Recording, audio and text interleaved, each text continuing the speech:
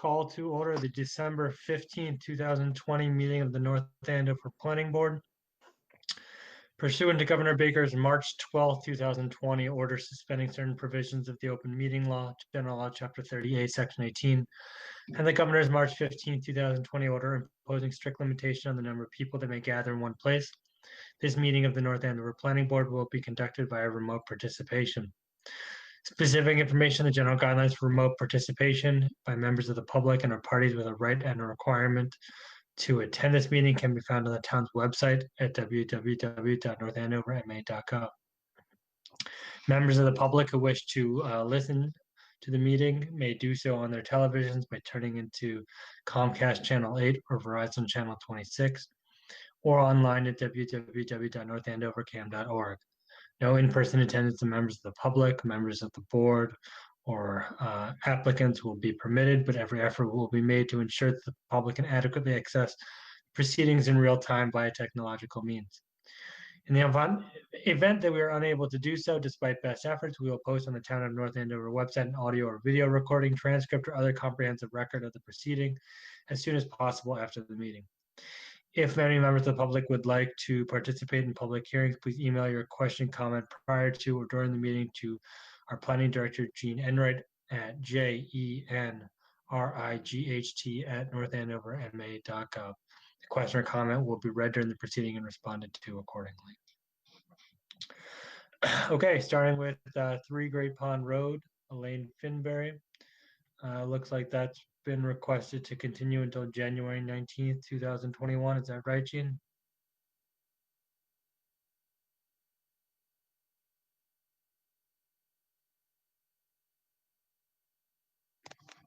Sorry, I was admitting people into the meeting. So yes, as you may recall, the hearing opened on November 24th with a request to continue without any evidence heard. That continuation was till December 15th, tonight's meeting. And the applicant has now requested continuance until January 19th, which would be after the next ZBA meeting. They are continuing to revise their plans based on comments received from the ZBA at the original hearing opening. So Okay, I would just ask for a motion to, if you want to entertain continuing, a motion to continue to that date. Okay. Could we get a motion to continue until January 19th, 2021?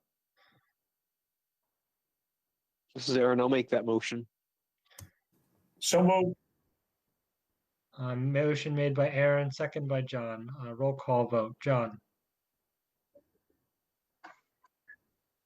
Yes. Aaron? Yes. I vote yes. Peter? Yes. Kate?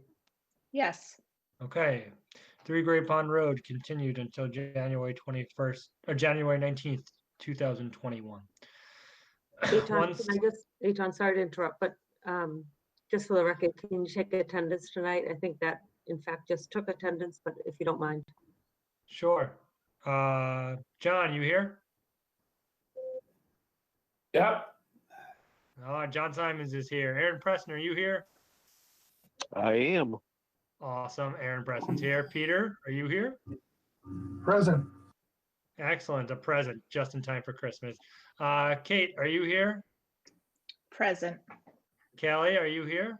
I am present. I'm here as well. We got everybody. All right, Gene, we good? Yep, thank you. All right, let's move on to 174 Katuett Street, 5C construction. This is a public hearing, so I'll reread my item here. Pursuant to Governor Baker's March 12, 2020 order suspending certain provisions of the open meeting law, which is General Law, Chapter 38, Section 18, and the Governor's March 15, 2020 order imposing strict limitation on the number of people that may gather in one place. This public hearing of the North Andover Planning Board related to 174 Katuett Street will be conducted via remote participation. Specific information can be found on the town's website, as well as general guidelines. For this meeting, members of the public who wish to watch, listen, or contribute may do so by tuning into their televisions on Comcast Channel 8 or Verizon Channel 26, or online at www.northandovercam.org. There will be no in-person attendance of members of the public, of the applicant, or members of the board. It will be conducted by technological means. If there's any issues, we'll post a transcript, audio, video recording, or comprehensive record as soon as possible after the meeting. If anyone would like to participate, you may do so by emailing your question or comment prior to or during the hearing to jenright@northandoverma.gov. We will then address the question or comment during the proceeding. Okay, Jean, why don't you tell us where we stand on this one, and then we'll go from there. Okay, so revised plans that address the North Andover Fire Department and DPW operations comments have been submitted. All other department review comments have been satisfied. At the last meeting, there was discussion related to 154 Katuett Street, which is located directly across Falmouth Street, which this application proposes to front. The 154 Katuett Street appears to be a lot with potential for subdivision in the future. If the lot was to be subdivided, access to the lot would also likely be over Falmouth Street. The revised plans have shifted the roadway nearer to 174 Katuett Street, and they now propose a 16-foot wide roadway opposed to the previously discussed 12-foot wide. The applicants can present the changes and the reasoning. A red line draft decision has been prepared should the board choose to entertain a decision tonight. Okay, great, thank you. Why don't we hear from the applicant? Good evening, Mr. Chairman, Jim Hanley with Civil Design Consultants. I think Gene kind of summarized it pretty well, but just to give you the adjustments to the plan here. We had some good direction from the planning board last time we were here, which was on the 24th of November. We also had a comment from fire and a comment from DPW that we needed to address as we left that meeting. So the big one was the comment from the fire department in ensuring that we could get their design vehicle down the new private roadway to make the 3-point turn and then get out. Once we put our template on there, we realized we needed to expand the width of the roadway from 12 feet to 16 feet. And that kind of not only addressed the fire department's comments, but there was some discussion during the previous public hearing about potentially widening the road so that if and when there was any activity on 154, we wouldn't have to recreate something here. So at the end of the day, to try to address that, but still reduce any impact on 154 Katuett, we shifted the roadway or our proposed private roadway, the actual pavement, we shifted that about 5 feet closer to our property, 174 Katuett, and we increased the width by 4 feet. So net, there's really no increased impact toward the 154 side. And then in addition to that, we modified the water pipe sizing in the sewer configuration just to address some DPW comments. I believe all technical comments are now addressed. Gene was good enough to send over a draft copy of the decision last week. We reviewed that. We had a couple of minor comments. We don't take exception with really anything except for a few of the comments that we sent back. Unfortunately, there was a little bit of a technical glitch. We sent it out last week, but for some reason she didn't get it. So I think it was on our side, but we were able to touch base today and get her the comments that we had. So I think at the end of the day, we've addressed fire, we've addressed DPW. I believe we've addressed the comments that we got last time around. I think everything's all set, and if you have any questions, I will try to answer them.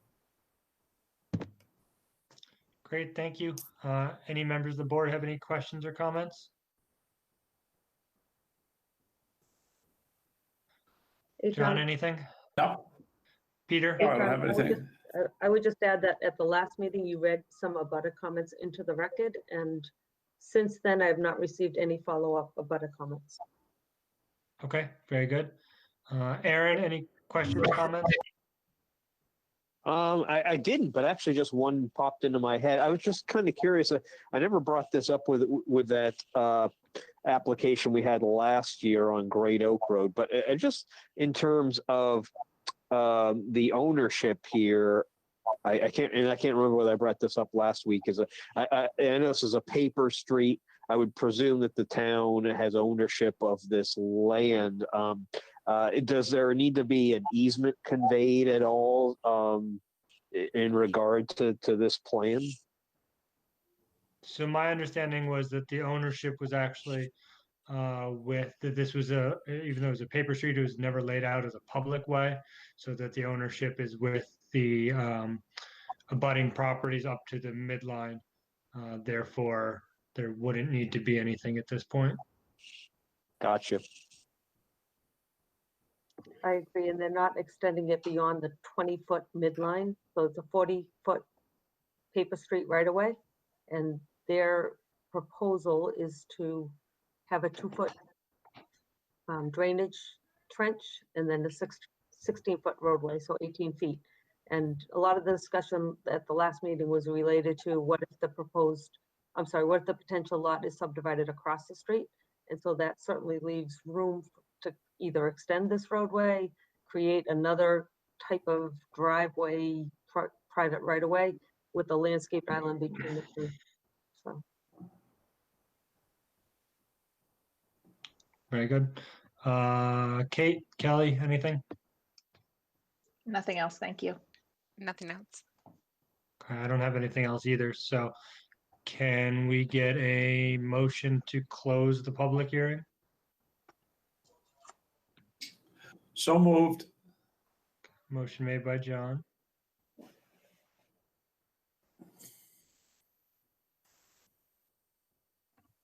Can we get a second on that motion, please? This is Aaron. I'll second. Okay, roll call vote. John, Yes. Aaron, Yes. Peter, Aye. Kate, Yes, and I vote yes. Okay, the public hearing as to 174 Katuett Street is now closed. We'll review the decision, the draft decision, and then we will take a vote. So we are looking at document 201215, red line decision, def subdiv 174 Katuett draft.pdf. Is that correct, Gene? yes. Correct. So if anyone has any comments, that's the document we're referring to.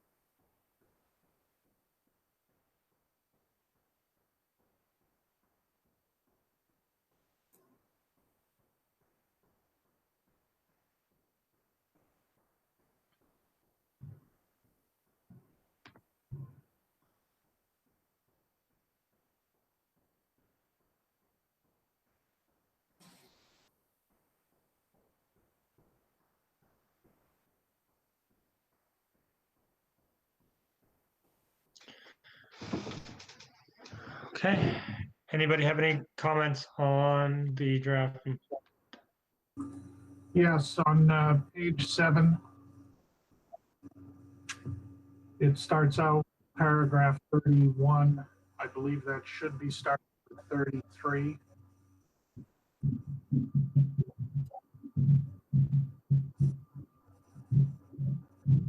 Does that look right to you, Gene?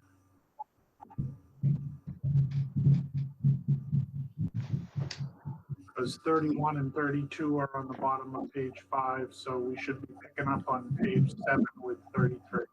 Yep, you're right. I added 2 findings of facts based on the revised plan, so that looks like there's a formatting issue. So I'll fix Yep. that. Yep. And I would just add at the first condition under the general conditions refers to a landscape plan and to be maintained in perpetuity. And given that this is a definitive 2-lot subdivision, really creating 1 lot, there is no landscape plan, but I opted to just leave that in if the board is amenable to that, just because it's a general condition and I want to make sure it carries forward should we use this as a template in the future. That's fine.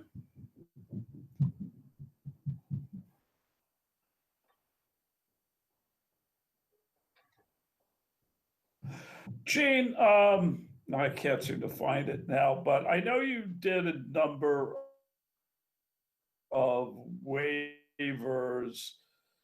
Did you include in the waivers the fact that there's not a full turnaround in there as one of the waiver requests? I think the T turnaround, or is that considered to be acceptable under the rules and regulations? I just forget. No, I included it as an alternative to a cul-de-sac to have a T turnaround as a waiver. And the fire department has weighed in on that. And that is acceptable. Okay, you did include it in the waivers. Okay, I just didn't see it, so that's fine.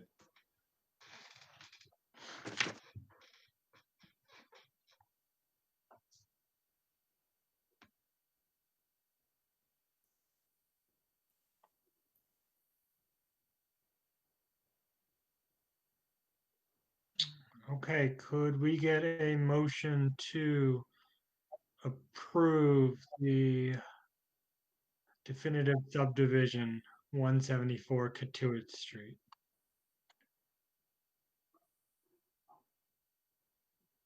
So moved.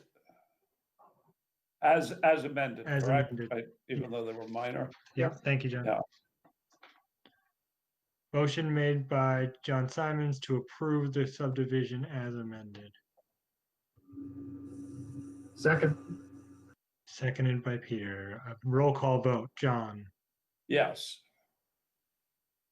Aaron, Yes. Peter, Aye. Kate, Yes. and I vote yes as well. That is approved. Great, thank you very much. You're welcome. Thank you. Yep. Thank Okay. you. 1270 Turnpike Street. Application for site plan review special permit modification under Article 8, Part 3, Article 10, 195, 10.7 of the North Andover zoning bylaw. This public hearing of the North Andover Planning Board pursuant to Governor Baker's March 12, 2020 order suspending certain provisions of the open meeting law, general law, chapter 38, section 18, and the governor's March 15, 2020 order imposing strict limitation on the number of people that may gather in one place is being held by remote participation. Specific information and general guidelines may be found on the town's website. Members of the public, members of the board, and members and those who wish to participate may do so remotely. This meeting, if you would like to listen or watch, you may turn to Comcast Channel 8, Verizon Channel 26, or go to www.northandovercam.org. No in-person attendance will be permitted. In the event that we aren't able to broadcast via technological means, we will post a summary, an audio or a video recording or transcript of the proceeding as soon as possible after the meeting. If any members of the public would like to participate, please email your question or comment prior to or during the meeting to Gene Enright at JENRIGHT@northandoverma.gov. The question or comment will be read during the proceeding and responded to accordingly. Okay,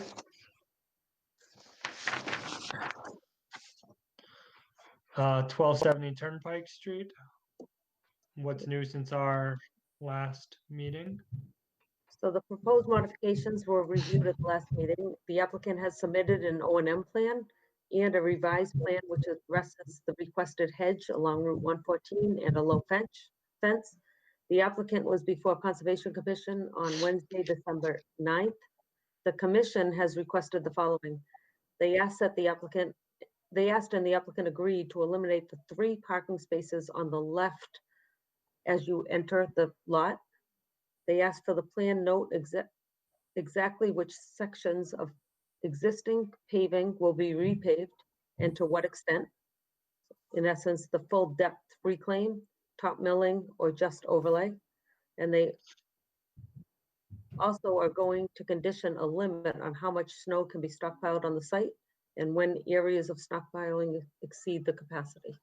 And so all of those have been taken into consideration with the revised plan and the draft decision that I've provided in the board packet. There's a red line version because those plans came in after the agenda was posted and the draft decision was provided to the board. So I think the applicant has addressed all issues and concerns from both Conservation Commission and the Planning Board at this point. Okay, very good. Any members of the board have anything before we close the public hearing? No,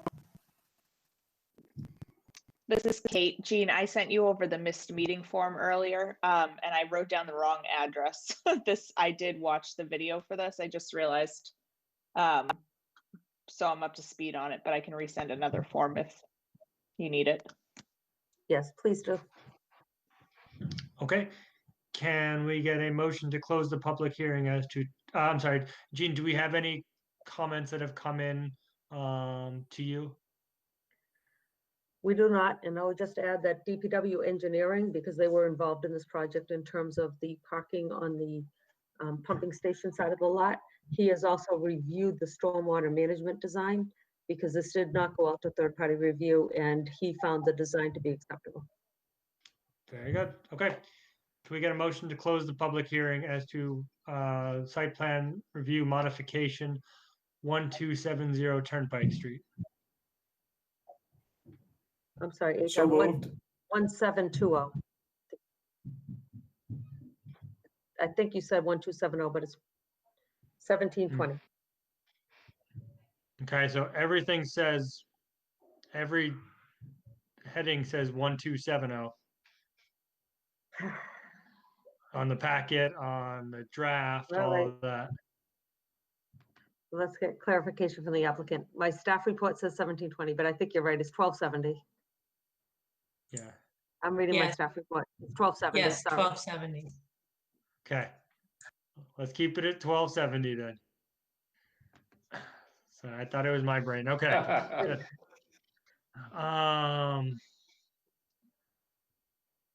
Okay, can we get a motion to close the public hearing, 1270 Turnpike Street?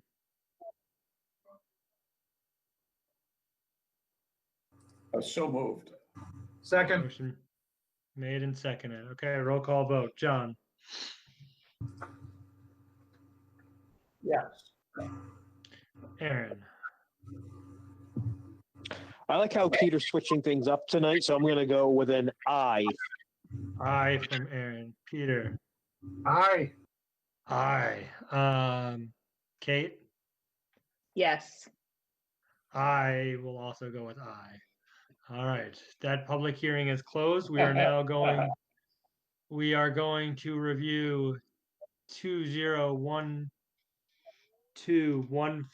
redlined 1270 Turnpike Street draft.pdf.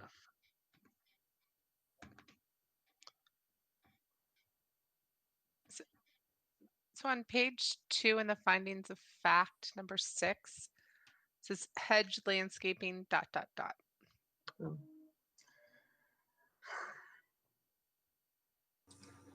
Hey, Tom, can you Does. file name again? Sure.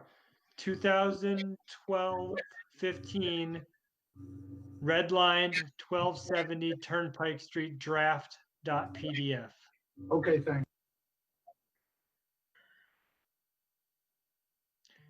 All right. Gene, hedge landscaping. Yep, so I apologize. That was a placeholder until I received the plans over the weekend, and I did receive them on Sunday. So hedge landscaping has been added to the plan along with a 4-foot low fence along the frontage of Turnpike Street. So I can definitely clarify that. So that's what it'll say. Okay, sounds good. Thank you. Good catch, Kelly.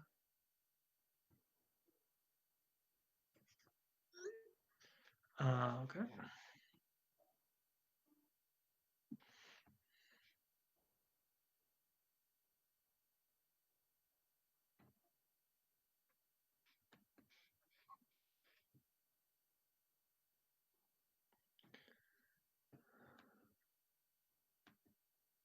Gene, could we put something in that the easement rights and the town's rights were reviewed by town council?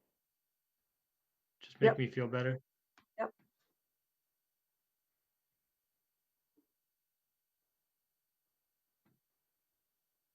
As a finding of fact. Correct. Yeah, just along the lines of it was reviewed by the town engineers, reviewed by police departments, reviewed the as to the easement rights. Yep.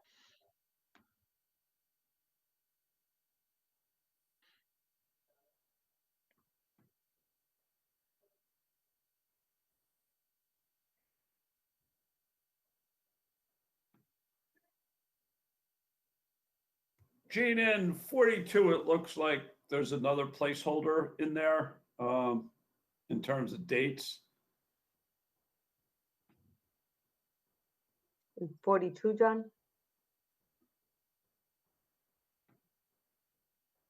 Where's Yeah, 42? item 42, the one that it delineates the plan. It says it's a date. It says October 30th and then revised to XX. So I don't know if there's an update or what. Okay, so I think the revised redlined one specifies December 13th, 20. Correct. It does. Okay, I'm probably looking at the wrong Sharon, right?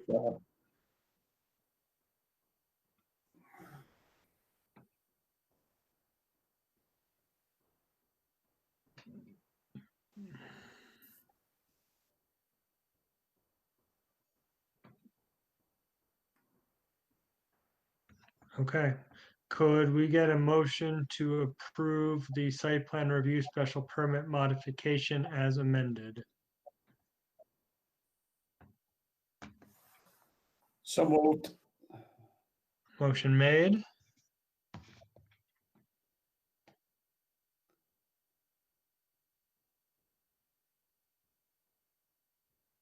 This is Aaron. I'll second.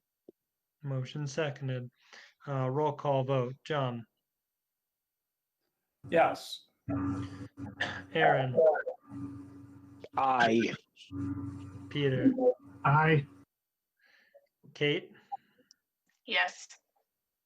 I vote yes. Modification approved. All right. Thank you, everyone. You're welcome. Thank you. Merry Christmas. 419. Merry Christmas. 419 and 435 Andover Street, Cross Point Associates, application for a site plan review special permit. Pursuant to Governor Baker's March 12, 2020 order suspending certain provisions of the Open Meeting Law, General Law, Chapter 38, Section 18, and the Governor's March 15, 2020 order imposing strict limitation on the number of people that may gather in one place. This public hearing of the North Andover Planning Board will be conducted via remote participation. Specific information and the general guidelines for remote participation may be found at the town's website at www.northandoverma.gov. For this meeting, members of the public who wish to listen may do so on their televisions by tuning into Comcast Channel 8, Verizon Channel 26, or online at www.northandovercam.org. No in-person attendance of members of the public, of members of the board, or of applicants will be permitted, but every effort will be made to ensure that the public can adequately access the proceedings in real time. If we are unable to do so, we'll post a comprehensive record a transcript, an audio or video recording as soon as possible after the meeting. If anyone would like to participate, you may email your question or comment prior to or during the hearing to jenright@northandoverma.gov. The question or comment will be read during the proceeding and responded to accordingly. All right, Gene, why don't you tell us where we're at with this one?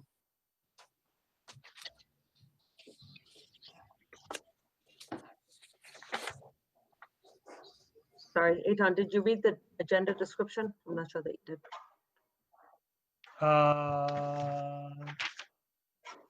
Application for site plan review special permit under Article 8, Part 3, including parking special permit under Article 8, Part 1, and Article 10 of 195, 10.7 of the North Andover zoning bylaw. Applicant proposes to redevelop the properties located at 419 and 435 Andover Street by demolishing the existing Ethan Allen and the Bliss Spa and Salon building and constructing two smaller buildings with a total square footage of 10,852 square feet to house new commercial tenants.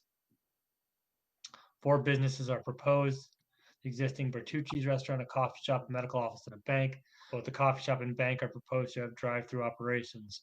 The proposed design includes the new site lights throughout the property, as well as an outdoor patio adjacent to the coffee shop, the installation of an improved stormwater mitigation system, and improved landscaping on site. The parcels are located in the general business zone. All right, so this past Wednesday, the applicants provided a response to the civil, traffic, and stormwater initial peer review letters. The applicants will discuss those responses at the meeting. Traffic and civil peer reviewer has provided a response in time for this meeting. Revised plans have been submitted that address department and peer review comments. At the last meeting, the board expressed concerns related to the observed increase in drive-through usage during the pandemic, especially for coffee shops and banks, and requested that the applicant observe current usage and queuing data at 2 local Starbucks. The applicants are prepared to discuss their findings. Adds to the applicant's response to the civil and traffic peer review comments, I suggest that the board specifically review comments related to numbers 7, 11, 12, and 13 at a minimum. Each of these could potentially require some relief from the board. There's also, within these peer review comments, there's potential for a MEPA filing, and it's yet not determined. So I would envision conditioning a response to whether a MEPA filing is required. And also, and maybe I've just missed it, but the most recent plan submittal does not include landscape plans. And so we would certainly want to finalize a landscape plan too at the next coming meeting. I'll turn it over to the applicants. Thank you. Good evening. Can you hear me? Yes. That's a good start. Thank you. For the record, Mark Johnson, representing Cross Point. Again, with me tonight is Jonathan Huber, Kerry McCormick from Cross Point, Steve Materano from Bowler Engineering, and Sean Kelly from Vanasse. Before we get into the changes in the plans, we had applied for a special permit for the reduction of parking and for the use of compact spaces. And I thought I might just give a quick highlight to what we've submitted relative to that. And if the board has any questions on the data I'm giving to you, which is in Sean Kelly Vanasse's response that has been previously submitted to the board, we can go over that. This is a mixed-use retail center. As a result, there's varying peak demands by time of day that's specific to the uses on the property. Based upon the report that we have submitted, the bank peak will be 12 spaces at 3 p.m. The medical office peak will be 17 spaces between 10 and 11 a.m. The Bertucci's peak is 59 spaces at 7 p.m. And the Starbucks peak would be 12 spaces at 9 a.m. The peak during the weekday would be 89 spaces, 89 at noon, and on Saturdays, 87 at noon. We're providing in this plan for 101 standard spaces and 38 compact spaces, or a total of 139 spaces, which we believe are sufficient to meet the needs of this development. If the board has any questions, Sean can certainly go over how he came up with these calculations, but I just wanted to put on the record our belief that that the peak uses are so different for the various types of businesses that this lower total would certainly meet the needs of the development. If the board has any questions, we're certainly happy to address this issue before we get into the changes in the plan. No, go ahead. Okay, I'm going to turn it over at this point to Kerry to go over the changes in the plan. Thank you, Mark. Good evening, everyone. My name is Kerry McCormick with Crosspoint Associates. If it's all right, I can share my screen again, or we can go to the PowerPoint. Yeah. Okay.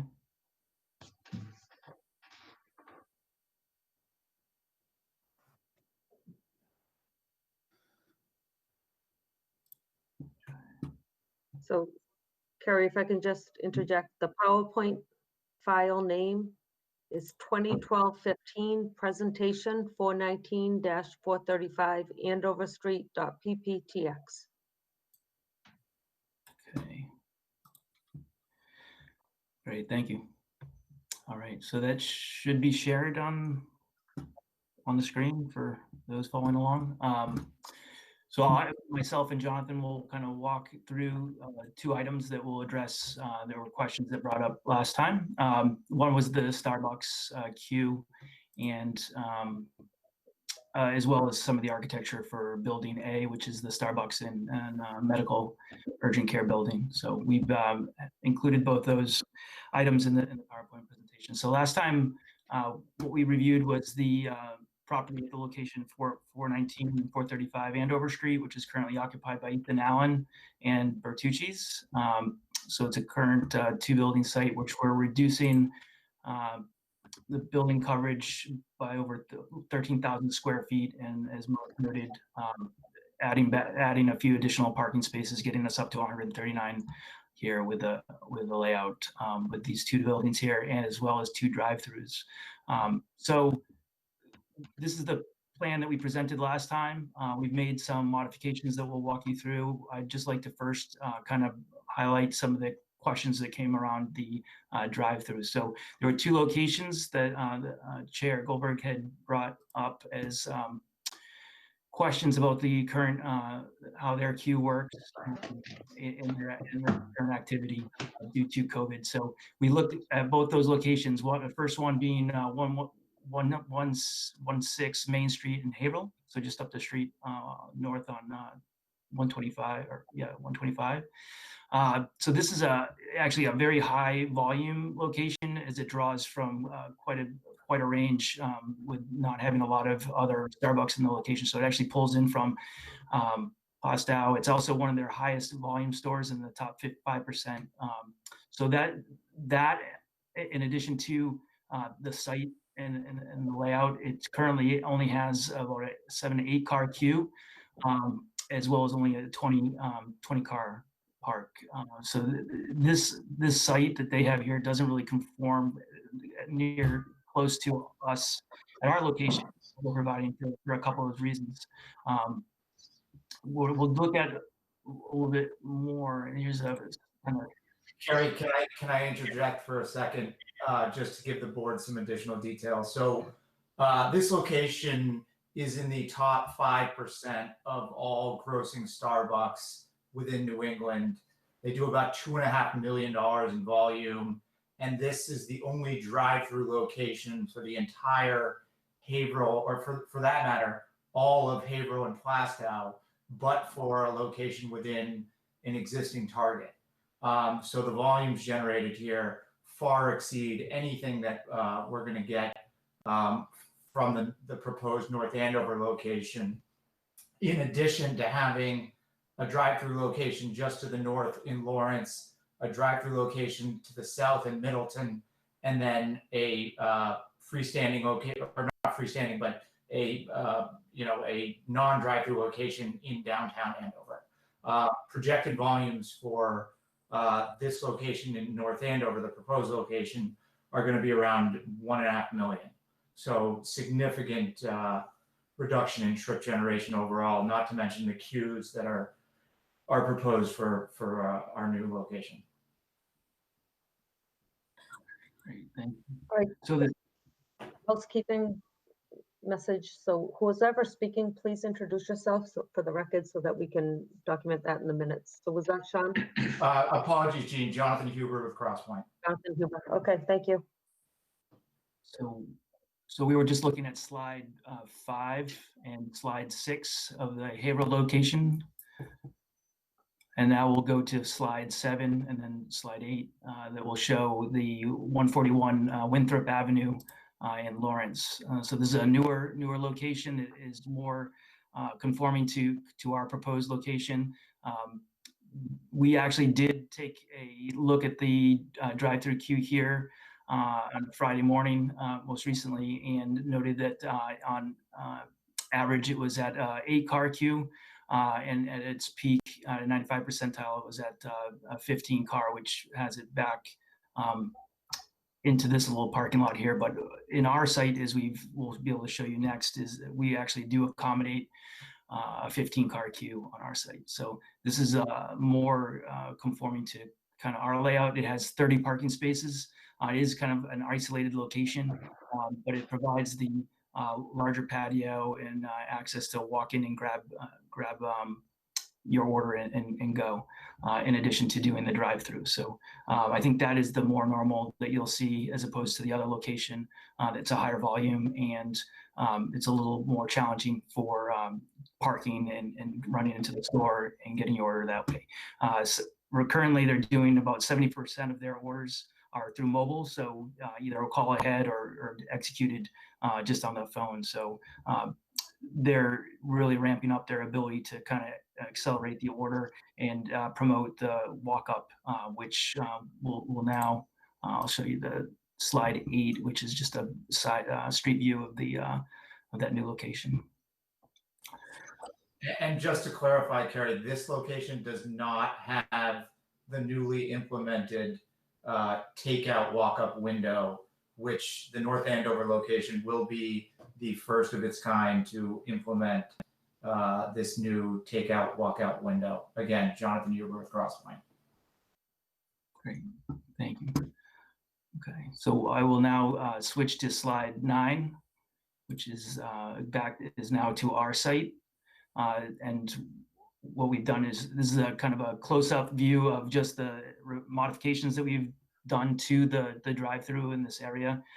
So the first thing you'll note is that the drive-through queue has been extended out to 15-car queue. This even has a little bit of room to possibly slide in a 16th car, or if there's a larger vehicle, to accommodate some larger vehicles in this queue before it even starts to interrupt the site circulation, never mind get out onto the municipal roads. The other thing we did was add the crescent moon here to kind of directly divert. So this is a raised island to prevent cars from trying to jump in line in the queue. They are directed and with a rumble strip to kind of circulate, as we talked about last meeting, to circulate the building and then get in the queue down here. So there's a no left turn here. Cars, this is the primary entrance. They come into the drive-through at the north entrance off of 125, and then they would come in and have to circulate and get into the drive-through queue there. Those are the primary modifications with that signage, with this kind of small crescent island, and the extension of the drive-through out to the 15th is been modified on our site plans to accommodate and alleviate any concerns. So if we flip out to slide 10, this gives you an overview of the entire site, and right around our building, we have accommodated 50 parking spaces, never mind the whole site of 139 parking spaces. So as Jonathan notes, this site will have the first walk-up window, so people are able to park in this, particularly in this first parking bay adjacent to the building, navigate the sidewalk, come across the drive aisle, and come directly to the walk-up window or into the store if they want to go in and pick up their order. But this will accommodate a number of customers being able to get in quick, park, get their order, and then get back on the road. So this will help alleviate any additional congestion at the drive-through as well. And just Carrie, one more interjection, sorry. One other thing I'd like to introduce is that 15 cars is the largest car queue that Starbucks will have in New England. Correct. So if we go back to the Lawrence location, that stops at about 11, which is their kind of what they look for is 11 car queue. So 11 cars brings them back to about their parking lot. So if I go back to slide 10, you'll see we're able to accommodate even beyond that, as Jonathan notes, to 15 cars. So that is the slides that I have relating to the drive-through. And I will move on to architecture if there are any questions. Yeah, this is Aaron. I have a question. Maybe it's more of a statement. I don't know. I'm just looking at the plans of the queues, and it's good information. 15 sounds like a lot, but really the first bottleneck is at the order board, where the person actually places their order. And from this, it looks like the effective queue is really 9 cars, because the big concern with the queue is cars stacking up beyond the line and maybe getting out into the street or just affecting access the in and out of the parking lot. So I see the real queue here is 9 cars. Do you have a sense of what when I'm calling the real queue, the effective queue is at the Lawrence location as a basis of comparison for us? Sure, I can bring up that. So it looks like they have 4 or 5. So this is back to slide 7.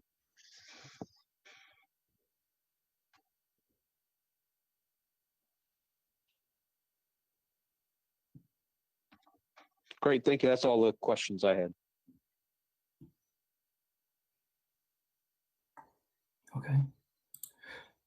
Okay, I'll move on to architecture then. So building A, last time we presented slide 14, which is a montage of 4 building elevations. We didn't have the render perspectives in time for the submission deadline, so the board just asked for us to submit asked us to submit the rendered elevations for the next meeting. So I can just go through the building materials again and kind of orient ourselves. So if we look at the bottom right of slide 14, which is the south elevation. So this would be the elevation facing the Route 114, and it's the main entrance front side of the building for both the urgent care to the right and the Starbucks to the left. And this is the order window, and the kind of between the drive-through window and the entry door is the new walk-up window that we're talking about incorporating in this property here.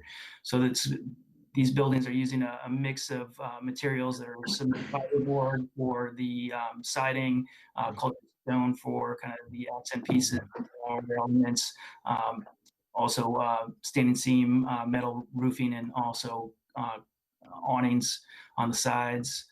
And then a mix of materials behind the backerboard, like a PVC backerboard for at the sign location and throughout the Starbucks location. So to give you an idea, moving on to slide 15.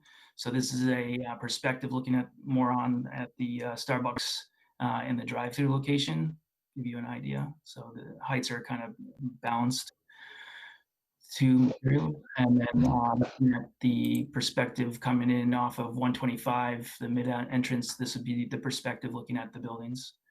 And this would be the drive-through queue would be kind of to the right of the building. And so if the cars were back to 15, it would be about at the one corner element for the urgent care. So. And then last time we went and looked at building B, we had perspectives made and presented these 3 perspectives. So I'm on to slide 18. So this is on 114, looking at the new proposed building B or bank building. The drive-through would be behind the building for, and this would be the exit lane coming around the front of the building on the south side. This is looking at it kind of heading on 114, heading east, looking at it, the building from here. And then the last is from the site, looking at the main entrance to the building. So what we did was provide elevations that into the package this time. So these are the elevations that Gene will reference. So we have the east elevation, which is the main front side, parking lot side of the building. Again, mix of stone and fiber cement materials on the facade. So it's both these buildings are four-sided buildings and utilize mixing the materials from all four sides of the building. You'll see this is on the roadside 114 side. Again, a storefront glass, mix of glass and stone materials. And this would be on the back side of the building. So this would be facing the Burger King parking lot. And then this is the last elevation facing our parking lot and the backside of our parking lot. And those are the two buildings. So that's building A that we read, two tenant building here, and then a bank with a drive-through here on the south side. Okay. So those are the two main items that we had to cover. We also, as Gene noted, covered off on the traffic review, which we received a response to our comment. I'm sorry if you don't mind, I just had a few observations on the look and feel of the building.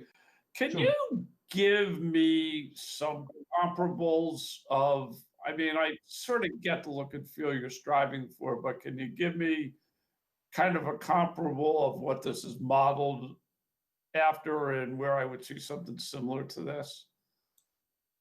So both tenants, all three tenants were really incorporating their kind of prototypical. So we have, I can get you addresses of buildings that have actually been built that will model after these locations. That would probably be the easiest thing to be able to provide you with. There's multiple.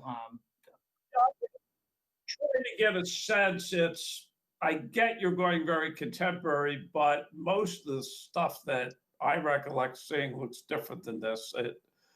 And I guess a little bit, this is, it's your building, your property, but man, this is far removed from the architecture of anything in that vicinity at all. It certainly is not sort of colonial New Englandy and so forth. And I mean, my personal opinion is that look and feel works well, but it works well at scale, and this feels out of scale. So it just kind of doesn't do a lot for me, to tell you the truth. Yeah, so I mean, the render perspectives, I mean, I think the Starbucks is, they've really adapted their building and their style to integrate a lot of the modern materials, and that is kind of their look and their brand that we've tried to incorporate into this design here. And the urgent care center is kind of a unique look that they look for, which it's really their focus being identifiable, being an urgent care center. So they really need that identification and kind of why their building is kind of developed in there. So what we've done is try to balance the two design architectural styles and put them together and try to balance the two. So we've actually adjusted the Starbucks building to try to incorporate and absorb that scale of the urgent care building, that giving them the ability to have their. I mean, the Starbucks building you showed us in Haverhill, which is the largest grossing one, is a colonial building, right? Yeah, I'm not sure exactly when that one was built, but it's it's not probably their prototypical that they would do it in this state. That, I believe, John, was a former Jonathan Huber with Crosspoint. That was a former bank building that was retrofitted for Starbucks, which I think explains the lack of car queue for the drive-through. Yeah, fair enough. Yeah.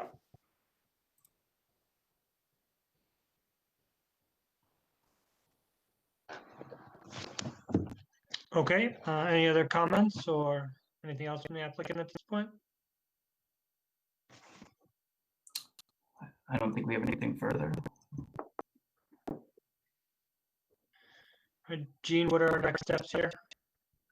So I would like to get into the traffic peer review comments. Like I said, there's several conditions that they've really deferred to the board to weigh in on. And if you're amenable to what they're suggesting, then they would result in conditions in the permit. So Okay, well, so we can get into that today, or I'd like a little more time to review the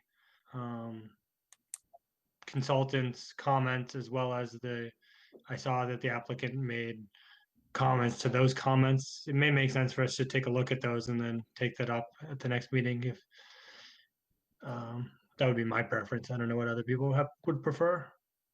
okay, because the stormwater final comments are pending as well. And so, as you said, the applicant made comments to the traffic review. The traffic review has responded to those. So the traffic review, in essence, is complete pending just the things that have been deferred to the board. But I would anticipate we'll have the final stormwater review by the January 5th meeting as well.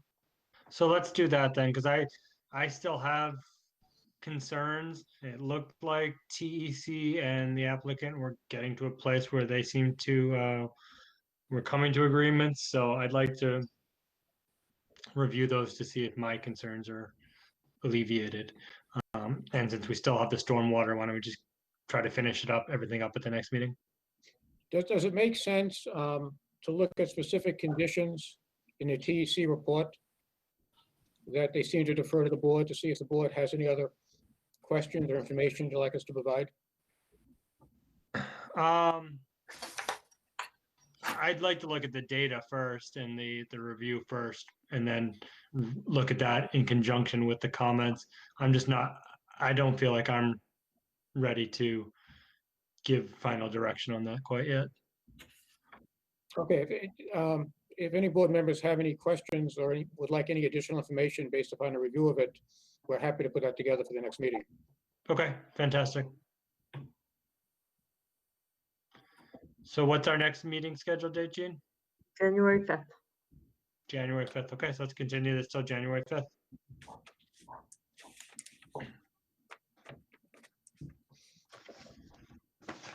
Thank you very much. Okay, thank you. Thank you. Okay, discussion item, Glennie Woodlot, 0 Dale Street, 10 in North Andover.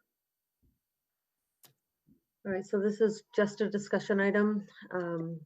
As the agenda states, this is an after-the-fact request for a waiver of a watershed special permit. The town purchased this lot in February 2020 with the funding from the Community Preservation Committee and Greenbelt. The purchase included an agreement that Greenbelt would construct a parking lot. Prior to Greenbelt constructing the lot, they did reach out to the Conservation Administrator and confirmed the work was outside of the 100-foot buffer zone to a wetland. There was an oversight in terms of the lot being located within the Watershed Protection District, and the work is within the non-discharge buffer zone. So Dan Beckley is here. He's our staff planner, and he's provided a memo that details the scope, locus, sketch plan, and photos of the site. And so Dan, I will look to you to present your information to the board. Thank you, Jean. As Jean said, I'm Dan. I'm the staff planner with the town. Would you all like me to present my screen, or are you fine with me referring to the documents? You can just refer to the documents, I think. Thank you. Great. So, as Jean said, the lot is within the discharge zone, but it's not within the non-disturbance zone. It's not proximate. It's not within that the 325 feet to any of the larger wetlands at the edge of the lot, but close to some smaller wetlands within the lot. And to build the lot, which was 50 by 40 feet. So about 2,000 square feet, 60 feet into the woods.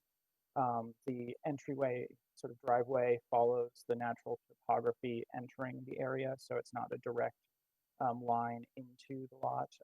They aim to put the lot in a clearing where there was minimal trees along the existing sort of wooded road trail that was already there.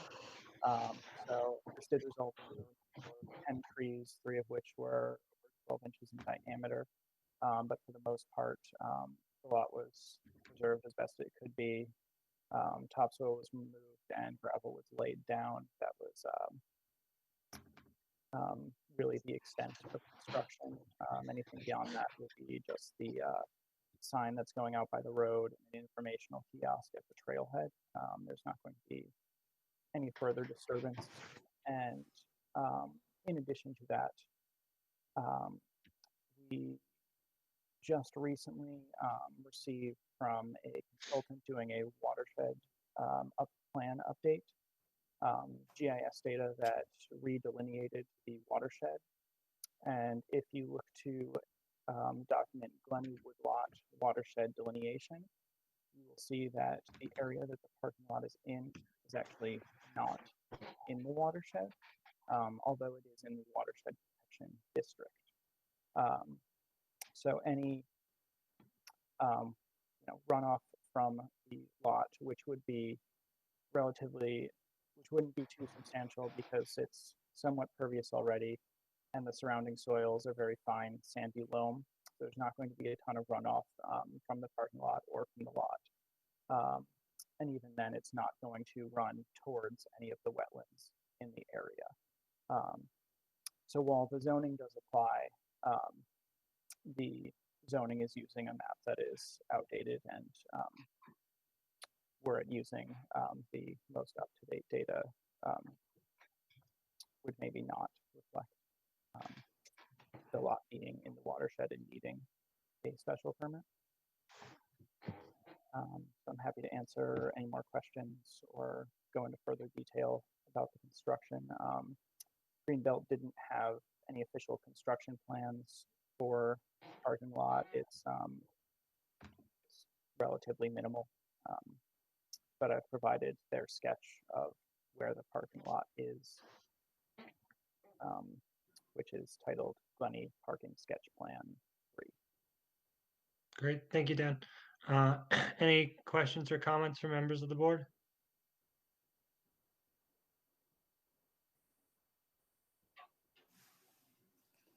So Eitan, I would just add that I advocated for this request, even though it's after the fact. The Rolling Ridge parking spots that were recently constructed did request, even though it was only 3 parking spots and they were much further from the lake and wetlands, the board did issue a waiver of site plan review for the construction of those 3. This one, we envision being 5 or 6 parking spaces. And so I just thought it was good housekeeping to bring it to the board, request the waiver, and let you guys decide. Yeah, I think it's fine. I mean, I live near there, so it's you wouldn't even know anything was going on there. There's virtually no disturbance or anything that's occurred, so I don't see it as a problem. I'm fine with it, Eitan. This is Peter. Thank you, Peter. Yeah, I mean, I drive by, I saw the Bobcat every once in a while, but okay. So can we get a motion to approve the waiver of watershed special permit, Glenny Woodlot, 0 Dale Street? So moved, Peter. Second. All in favor, John, Yes. Aaron, Aye. Peter, Aye. Kate, Yes. and I'll vote yes too. Okay, waiver request is granted. So Eitan, I'll write that up and I'll document it for the file. Thank you, Dean. Yeah. Royal Crest Estates, 1 and 28 Royal Crest Drive, Trinity Financial, proposed master redevelopment plan for the property. Eitan, can I just again interrupt? So I see Attorney Caffrey on the call now. I think some have left, and so his picture has popped up. I just want to let you know that 3 Great Pond Road was first heard on the agenda, and the board did accept the continuous request to January 19th. I'm sorry, January, yes, 19th. So I don't know if you want to stay on the line. You're welcome to stay on the line, but I did want to let you know that in case you came on late.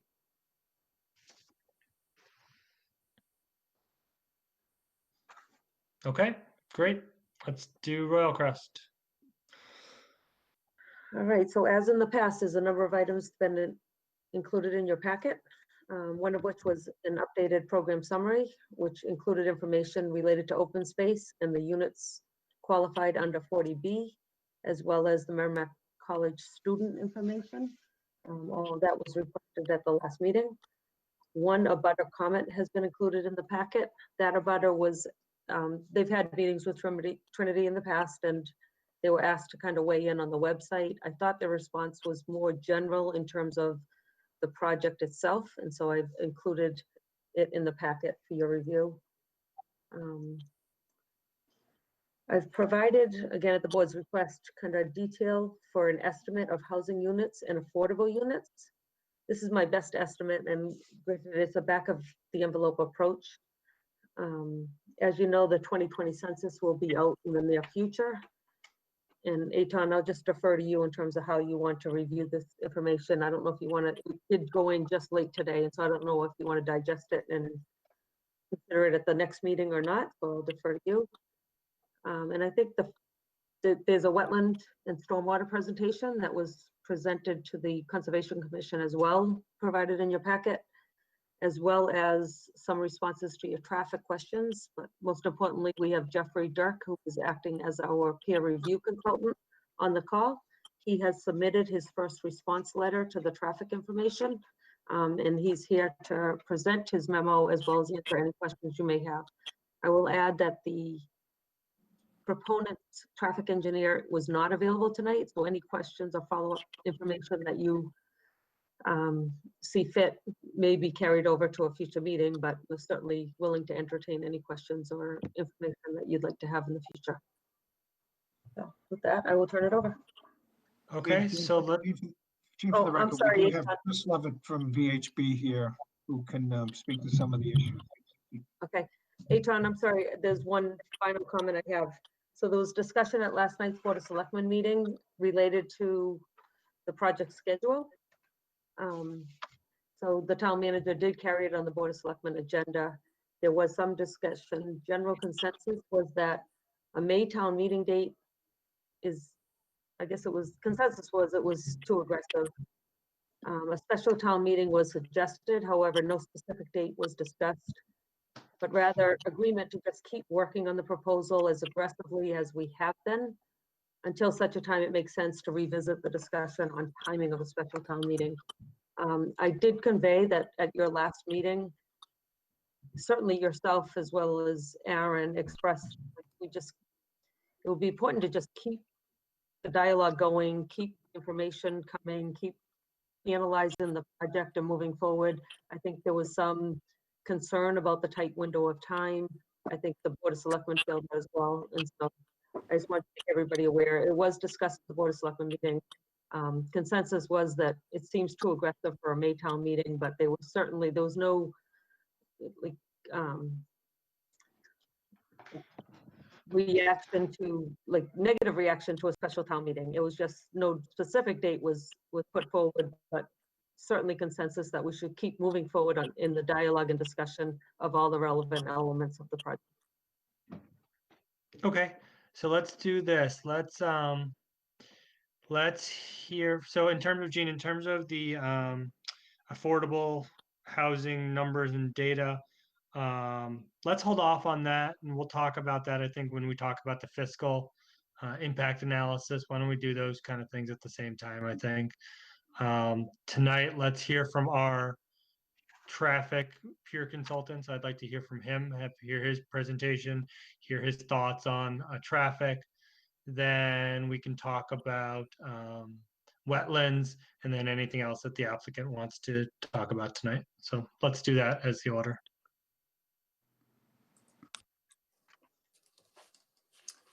So good evening, Mr. Chairman. For the record, my name is Jeffrey Dirk. I'm the managing partner with Vanessa and Associates. And as Jean had mentioned, we were retained by the town to conduct a review of the traffic study that was submitted for the project. And there's actually two pieces of the transportation analysis that we reviewed. The first was the October 2020 traffic impact and access study, or transportation impact and access study. And then I know there was a subsequent letter that was submitted to the town in November 19th, that looked specifically at traffic volumes and peaking of traffic along the Route 114 corridor. So we did review that as well. And Jean provided some other background information just by way of presentations that have been made to the planning board, as well as some of the meeting minutes as well. So I'd like to start with just going through my review letter, which you should have in your packet, dated December 9th. I also submitted responses to some of the initial questions that the planning board had concerning the presentations from the applicant and some of your review and due diligence on the traffic study. And I'd be happy to go into more detail on those questions, and you may have additional questions that I'd be prepared to assist you with answering as well. So just by way of a high level summary, the transportation study, our first role really is to make sure it's prepared in accordance with industry standards, as well as those of the Massachusetts Department of Transportation. And that's critical from a number of respects. But with regards to this project in particular, as you're very well familiar with the Route 114 improvement project, so really making sure that the way that the study is performed and the way it undertakes its analyses is consistent with the same way the state is conducting their design plans and the basis for the improvements along Route 114. So our first role is really to make sure it complies with all of those standards, and it certainly does. We have a number of questions relating to some of the analyses that were performed, and I would say that those are relatively standard. I mean, our role is to kind of test some of the assumptions that they've made. It's not necessarily to say that they're incorrect, but it's more or less a poke and prod around the edges to make sure, as we look at kind of what your questioning was to make sure that, are they in fact analyzing peak conditions? Well, we're doing the same thing with looking at the traffic volume estimates for the project, the way that they distributed traffic, and then the way that they've undertaken their analysis to make sure that it, if the traffic volumes fluctuate on a higher side, that the town is still protected from the standpoint of the way the analysis was done. So that's by way of kind of an overall kind of the way that we've conducted our review. So in terms of getting down to some of the questions that we've asked the applicant to understand or explain to the board, the first is, as you know, the project is interfacing with Route 114. So it does require a state highway access permit from the Massachusetts Department of Transportation in order just to construct the driveways to the project. So because of that, the other review that's undertaken is whether or not the project is subject to a filing under the Massachusetts Environmental Policy Act. And the applicant may have presented this to you. The project, based on our review, and we've asked the applicant to confirm this, is that it will be subject to a filing under MEPA, just because of that. Number one, it needs an access permit. Number two, in terms of the net increase in traffic that the applicant's predicting, even accounting for the existing use of the site, this project will produce somewhere on the order of about 12,000 net new vehicle trips on a daily basis. So that far exceeds what is required for what's known as the filing of an environmental impact report. So I'm sorry. Can I interrupt you? This is Peter. So the projection is 12,000 additional vehicle trips per day, if I heard you correctly. That's correct. Actually, a little over that, yes. Okay, and that far exceeds the threshold where you have to file a MEPA. What is the threshold for the MEPA? So the threshold for the filing of an environmental impact report is from a transportation perspective, it's a net increase of 3,000 or more vehicle trips on a daily basis. Did you say 3,000? Yes. Okay, so this is a fourfold increase of what the threshold is for MEPA. That's correct. And that, that's kind of the threshold evaluation for requiring whether a filing is necessary. And the fact of the need for that filing, the applicant's got to go through and actually demonstrate that the project can comply with what the appropriate requirements would be, in this case, for the Department of Transportation, so that the role of MEPA is really to make sure that as MassDOT needs to issue a permit for the project, that the applicant is performed the required analysis so MassDOT can make decisions relating to the issuance of an access permit for the project. MEPA's role is not to approve or deny projects. That's the purview of this board.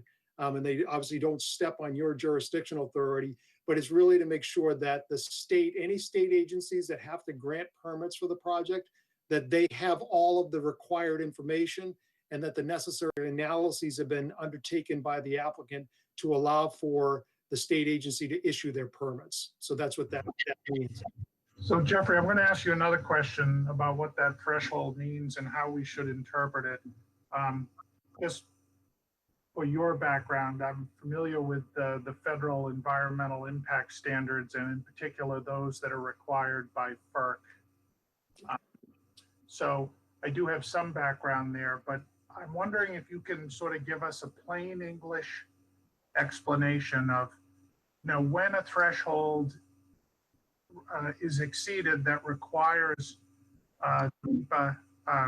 submission.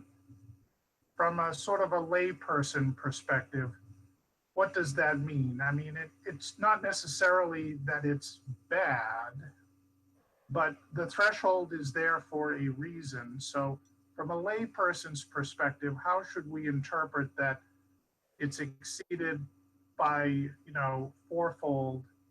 What does that mean in basic English?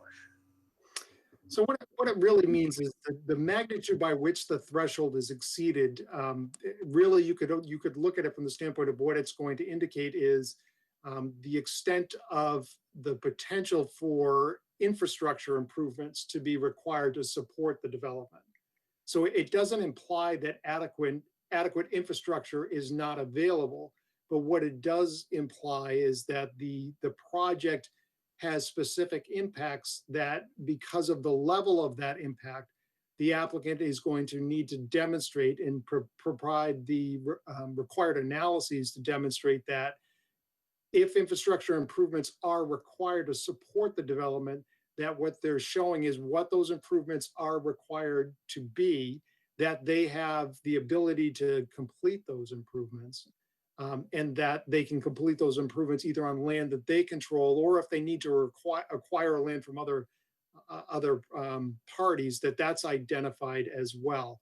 So it's not an implication that there isn't sufficient infrastructure to accommodate the project, but what it is indicating is that because it exceeds that threshold, that there's the potential for adverse impacts that need to be mitigated. And the purpose of MEPA is to allow for the applicant to provide the appropriate analyses to demonstrate that infrastructure can be constructed as a part of the project or will become available to the project so that those adverse impacts that might be created are mitigated.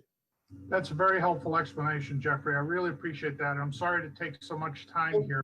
I want to ask you one more question that is for context, and I'm probably skipping ahead here, but 12,000 additional vehicle trips per day.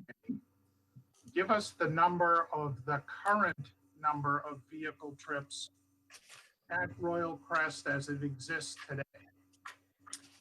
So the current volume of traffic that is projected for, I'm going to just look it up in the table that I put together.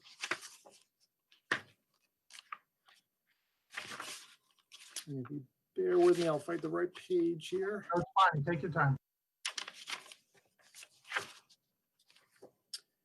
So the existing trips are 3,200. The projected trips are 15,700. So the net increase is 12,500. So it's roughly a fourfold increase in the daily volume of vehicle trips. That's correct, and it does. It is directly related to the fact of the the increase primarily in the residential units that are taking place there, but also the commercial space as well. So I mean, really, so that's your average weekday number. During the On a Saturday, there'll also be an increase, but the order of magnitude is not as great as that. And let me just give you that number to be exact. So MIPA considers the average weekday number. So what they're looking at is, looking at what impacts may be over 5 days of the week rather than focusing in on a single day. So they want to make sure, rather than focusing in on what you might need to do to mitigate a Saturday condition, is really, 5 days of the week, let's make sure it all works. We might have an issue potentially during one peak hour or so on a Saturday, but we're not necessarily going to design the infrastructure for that. So your Saturday increase is much less than that. It's a little over 4,000. Still, it would exceed the threshold, but primarily it's a weekday condition, and that does have to do with the type of uses that are proposed for the site, which, from the standpoint of even looking at the student housing component, that's going to generate a lot more traffic on a weekday just relating to student activities going back and forth from the campus than what you'd have on a weekend. So you see the numbers drop off on a Saturday. Right. Okay. So Jeffrey, this is very helpful because I just want to have a sense of, sort of how we explain the impacts here. I'm going to ask you to repeat two of the numbers just to make sure that I get them. The current daily number of vehicle trips and the future predicted number of vehicle trips. So the current number of vehicle trips on an average weekday is 3,200, and I'm going to use round numbers. The projected average weekday traffic volume for the redevelopment is 15,700. So it's actually closer to a 5-fold increase in daily vehicle trips. Correct, yes. And just to also put that in context, so just to further explain those numbers, that's total traffic. So that's two-way, it's in and out. So that's if you were able to stand and count every vehicle that enters or exits the project, those are the numbers you'd arrive at. So that's a two-way 24-hour number. Sure, and that's also helpful to know, but at the same time, we're still comparing oranges because it's the two-way measurement, both in the existing condition and then the two-way measurement in the future condition. So it's a like comparison. That's exactly right. And we provide that by way of an explanation. However, every one of those trips entering and exiting, and this is important as well as I get to some of my comments about capacity, it's all enters and exits from Route 114. Whether, so that two-way volume has to be carried on the roadway. One part of it's entering and one part of it's exiting. But from the standpoint of if you are on Route 114, that's the increase in traffic that you experience over a daily basis. So that's what's impacting the roadway. It's also when you look at the capacity, and I think the differential in traffic between the existing and the proposed is important in the context of looking at what, the ultimate question of what was Route 114 and the associated improvements designed to accommodate. Was it, because I think at the end of the day, as you're looking at it, we know there's a substantial investment improvements on Route 114 that's coming in the next few years. And looking at that's going to create capacity to handle traffic that's out there today, but also some future loading of traffic because they're designing for a roadway network that should last, in excess of 20 years, I think is what they're hoping for. And then really, as we're looking at it as well, is that can the roadway accommodate this net increase in traffic? And so we're really talking about, can those improvements support the addition of, over 12,000 vehicles on a daily basis beyond what is out there today? Jeffrey, and when we're That's talking the about specific. 12,000 over 12,000 a day, I want to ask you to help me generalize a little bit. We're not talking about an even distribution of 12,000 cars over the 24-hour period, because that night there'd be, much fewer, right? So that's exactly right. It's really could I generalize, or is this inaccurate? And again, generalize. Could I generalize that if you were to take the 12,000 additional cars over, say the main portion of the day, 8 hours, which is not fully accurate, but let's say the bulk of the 12,000 are over the course of 8 hours, then that's an additional 25 cars per minute. That would be a reasonable generalization. That's right. Okay, thanks. I'm done. John, I think I may have stepped on you. Sorry. No, that's fine, Peter. I guess the point, Jeffrey, that you were just bringing up about layering on the roadway improvements to this incremental volume, were you able to match them up? I mean, I guess partly along the lines of what, with this large increased volume, is this going to take the improved roadway to capacity immediately? Or is there still going to be a lot of headroom in the future there? So it varies by intersection, but I think that from when we looked at the net increase in traffic during those peak hours and how it interacts with the improvements on Route 114, what we found was that there are a number of intersections. There were 3 intersections in particular where the addition of this project's traffic caused one or more movements to operate over their design capacity, either at or over the design capacity. So in looking at the analysis that was performed, and this is one of the things that we've asked the applicant to do, is it basically says that relying upon the Route 114 improvements to suggest that there's sufficient capacity to accommodate this project. And the applicant has no way suggested that the improvements in and of themselves are sufficient to accommodate the project. What we found was that as you looked at both intersections of Route 114 with 125, so the bypass as well as up at the Elm Street intersection, the intersection that is proximate to the project you were just talking about earlier in the agenda, even with the Route 114 improvement projects, after you layer this project's traffic on it, one or more movements at that intersection they either drop to operating at their design capacity, which is a level of service of E, and I know you're familiar with those letter grades, or they go to F.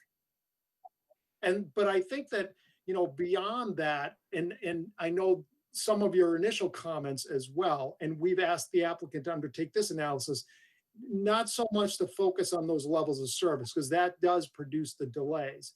But really looking at this roadway operates as a connected system of traffic signals that are passing traffic from one intersection to the next intersection. And the way that they operate together is very important to the way the traffic flows along this corridor. So it's really the vehicle queuing. And what we've asked the applicant to do is basically provide a queuing diagram. So we've got these nice plans that have been prepared for the Route 114 improvements. The applicant's undertaken an analysis. We think the analysis that they've done is appropriate and produces results that we're in agreement with. They've shown these impacts that will take place. And what we want to do, and something that would be helpful to you as well, is for them to physically take those drawings of the improvements that are to scale and to plot the queues that will happen at these intersections so that you can physically see how those queues may back up into adjacent intersections, because the way that those intersections operate with each other, in particular that vehicle queuing, if one intersection can't clear the queue out that's in front of it, and the next intersection releases its traffic to try to get through. So let's say that you come from the bypass, you make a left-hand turn onto 114, you're traveling north. By the time it gets up to the Walsh Way intersection, if that intersection can't process all the traffic that got there and there's a residual queue, that traffic that turned from the bypass can't get through there either. So what you want to see is how the queuing at the intersections interacts with each other. Because if you've got backup spilling out through intersections so that it's not being processed, then even though you're getting E's or F's or something better than that, if the queue's not processed, it's either at or over capacity. So that relationship and them physically plotting it on a plan so you can, I think will give you a lot of good information.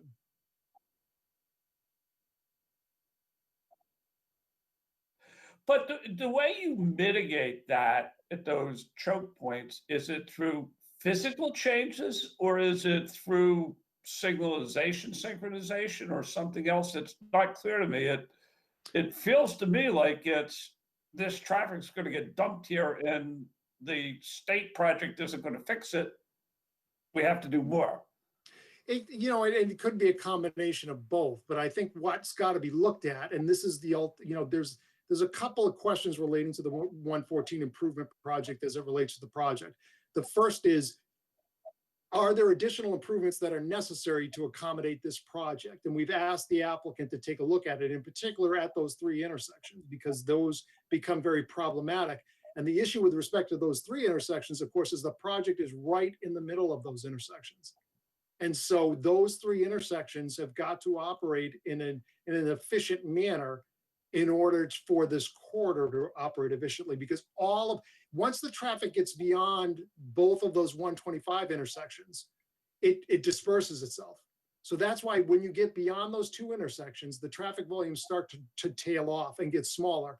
But all of that traffic has to go between those three intersections: the 125 bypass at 114, the Walsh Way intersection, and the next intersection with Elm and 125.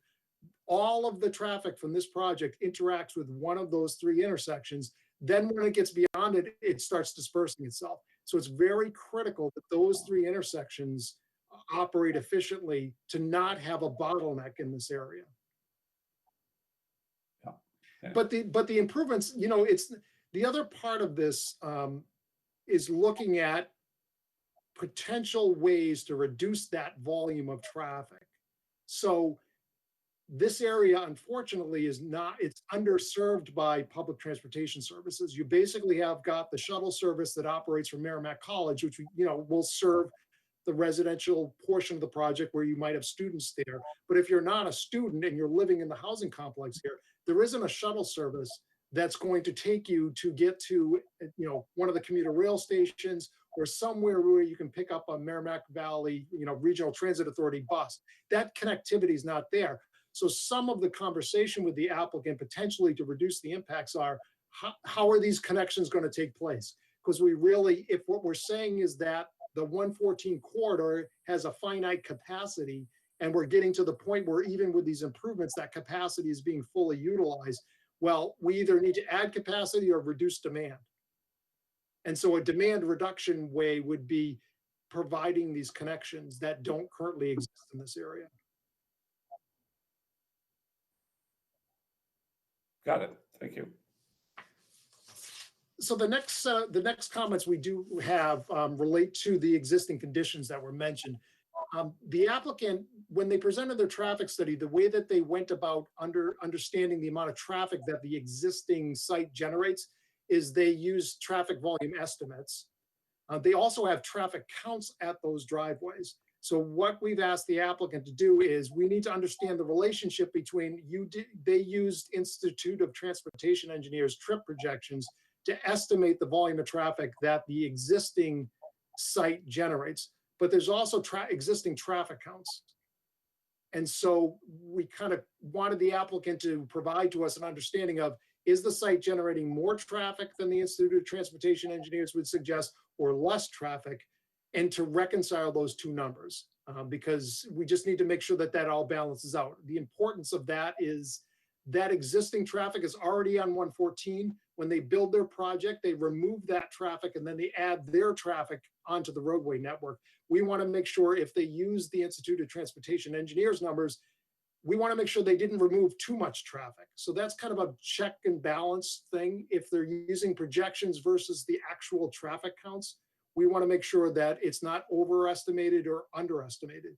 So we've asked them to provide to us basically a table that says you did existing traffic counts, show us what those existing traffic counts showed us, show us the Institute of Transportation Engineers estimates, and are they higher or lower?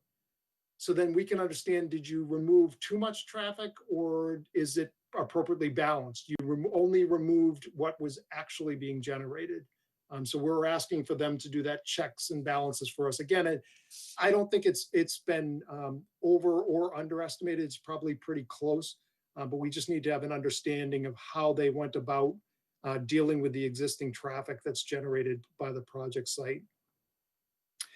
The other thing that we've asked the applicant to review, and this does go to the relationship of the student housing to Merrimack College, as we looked at the analysis they did at relocated Walsh Way. So when they install their new traffic signal that will provide access into the project site, they develop this new access to Merrimack College that will be a part of the traffic signal. As we looked at the analyses that they had done in their trip assignments, they didn't assign any traffic going straight across. So all of the traffic basically was turning left or right from the driveway, and the same thing from Walsh Way, but there was no one going straight across the intersection. That does have some implications with respect to the traffic signal timing. It could be a benefit if they had left turn movements that now should be going straight across, but clearly there's a relationship between the student housing and Merrimack College. And so we would like to see, an assignment of traffic going through the intersection, which may change some of their traffic numbers. The other thing that's important is, there's that pedestrian hybrid beacon, the Hawk beacon that's there today, that will be replaced, and that pedestrian crossing will now shift to this new traffic signal. So when they analyze the way that that traffic signal will work, clearly during some of those peak hours, you're going to have, hopefully a large volume of pedestrians crossing there, rather than we'd rather have the students in the shuttle bus, but if they're not in the shuttle bus, we'd rather have them walking or biking rather than driving their car across the campus. So the traffic signal, as they did their analysis, we want to make sure that they're putting in actual time for the pedestrians to cross the intersection. That does affect the capacity, because when a pedestrian pushes the button, the entire intersection shuts down and no traffic moves at that point, and only the pedestrians are crossing. So the relationship to the amount of times that push button is going to get pushed affects the capacity of that signal, as well as the timing along Route 114. So we've asked them to just double check that analysis and make sure that, number one, they've got the through movements for vehicle movements, as well as reflecting the push button actuations at that intersection, because it affects timing as well as queuing along Route 114, as well as in the campus. So the next set of questions that we have for the applicant do specifically deal with Route 114. So some of these I've already gone through with you, but probably the more important aspects of this, and this appears a couple of times in our comments, and I know that the board had the same questions. This project relies upon the completion of the Route 114 improvement project. So to the extent that the project ends up being phased, the project being the redevelopment project, or the Route 114 projects are phased, and the applicant is seeking certificates of occupancy, let's say for specific portions of the project that may be ready to open, no analysis has been provided to show a phased build out of either the project or a phasing as it relates to Route 114. Because all of their analysis is basically existing conditions and then future conditions. The Route 114 improvement project is completed. The future conditions are the year 2027. So it's looking 7 years out in the future, basically from the existing conditions analysis. But really the question is, if for some reason they're seeking a certificate of occupancy and the Route 114 improvement project hasn't been completed, we need to start to think about, are there conditions? Is there some type of an interim condition that will exist? And how do we make sure that that interim condition ensures that there's safe and efficient access into this property?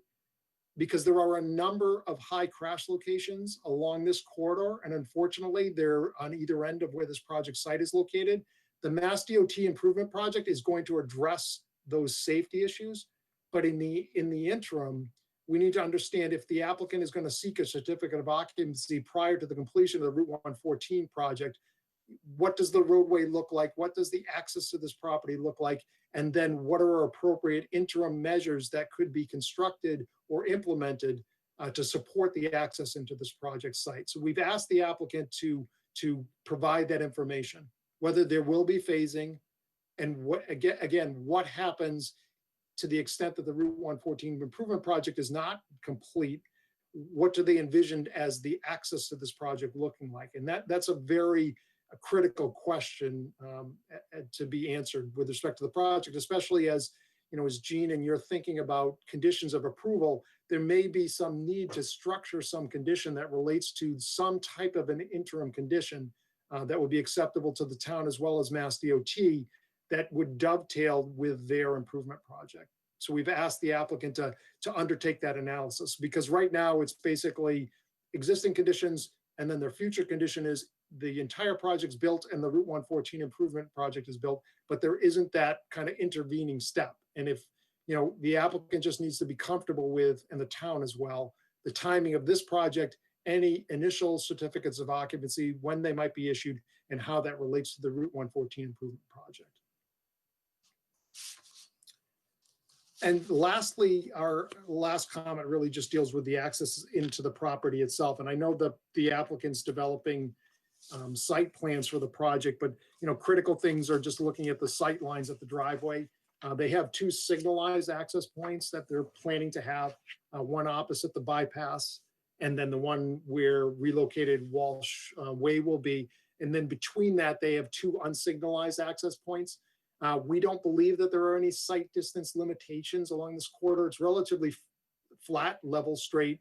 However, there are trees and vegetation there. And I think more importantly is just to make sure that nothing is placed within the site triangle areas of those driveways. So we've asked the applicant to provide a site distance analysis for us. And I think that's actually more critical when they develop the site plans. You're going to want to see those site triangles physically plotted on the site plans, and just make sure as they develop their landscaping, as they develop their signing plans, that there's nothing placed within those site triangle areas, primarily as it relates to those unsignalized access points for the property. But we've asked the applicant to at least undertake some preliminary review of what those sight lines look like. So that's a high level overview of our comments. There's some pretty detailed, attached to our cover letters, a detailed analysis of the applicant's traffic study. For those of you who are interested, you can dig into that. It's more for the applicant's traffic engineer, so they can kind of see, you know, our detailed comments on the analyses that they've submitted as well. And as I mentioned, I also provided some responses to your initial questions. I'd be happy to walk through those, or I can kind of hit upon some of the high points. I think I've addressed a lot of those as a part of my review, but I also know that the board had some pretty thoughtful questions relating to how do you analyze the peak hour, how is the study area determined, and the applicant may have gone through those with you, but I'd be happy to elaborate on kind of my responses to those questions if you'd like. That would be great. Thank you. Yep. So in terms of I'll start with the peak hour, because I know you've spent a fair amount of time just making sure, again, that the applicants analyze a condition that's it's a reasonable design condition, but also accounts for what peak conditions may look like along the corridor as well. And kind of is as I mentioned, as we undertake our review, it's really to poke and prod at those questions. So when we undertake traffic analysis, or when any traffic engineer undertakes a traffic analysis, we're always wanting to make sure that we're looking at a peak hour condition or peak design condition along the corridor. So in Massachusetts, we're required to analyze what's known as an average month condition. So some states require peak month. If you go over the border in New Hampshire, the standard is peak month conditions. So you have to analyze traffic volumes under peak month conditions. In Massachusetts, they really want you to look at 10 months of the year when traffic volumes would be generally close to average month conditions, and then excluding the couple of months which would be more of the above average conditions. So starting with that parameter, the applicant undertook their traffic counts in October of last year. That is considered a slightly above average month condition. So it does comply with Mass DOT standards. Now, as they look at the peak hours on the roadway, if for residential projects, we generally are looking at the commuter peak hours. So in the morning, generally between 7 and 9 in the morning is going to be a peak. And then in the evening, you're going to have a peak somewhere between 4 and 6 for residential type projects. When we start to layer in commercial projects, we're concerned with the evening peak hour. Most commercial developments, outside of, what you're talking about, prior projects like a Starbucks or Dunkin' Donuts, most general commercial establishments are going to have a peak somewhere between 4 and 6 in the evening, which will coincide with the commuter peak hour. And they're also going to have a peak on a Saturday that's generally going to occur between 11 and 2, or 11 in the morning and 1 in the afternoon. So those are the general time periods that we're looking at for the peak hour. So within those time periods, there is a peak hour. So there's a time period when within those 2-hour or 3-hour windows, there's going to be a distinct spike when the volumes are going to be at their highest level. And that's the peak hour. And that's what we want to analyze on the roadway network. So the applicant did look at those 3 time periods, 7 to 9 in the morning, 4 to 6 in the evening, and then 11 to 1 on the Saturday. Now, because they have a series of intersections, actually 10 intersections that they looked at, there's a couple of ways to look at the peaking along the corridor itself.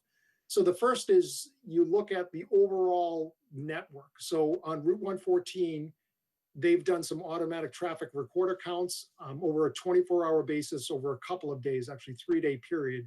So you can look at those automatic traffic recorder counts and you can find, based on just the total two-way volume along Route 114, what the overall peak is on the entire roadway.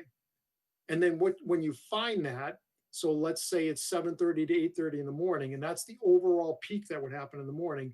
Then I go to each of those 10 intersections and I look at the volume at each of those intersections from 7:30 to 8:30. And I plot that all on the diagram that you might have seen that they put together. And that's my overall network peak.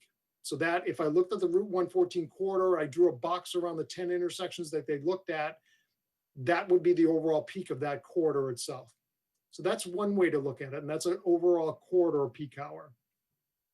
The other way to look at the peak hour is you look at the 10 intersections, and each of those intersections are going to have their own peak hours. It may or may not coincide with the peak hour on the roadway, because as you look at the individual intersections, as traffic is arriving on each of those approaches, it may not all arrive at a peak time period that coincides with the roadway corridor. So you could have an individual intersection that has a higher traffic volume, let's say from 7 to 8 in the morning, rather than 7 to 8:30 in the morning.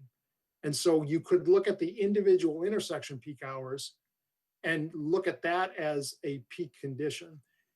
So when you do that second type of analysis, it really is looking at a condition where each of the intersections may peak at a different time period. They don't all peak at the same time.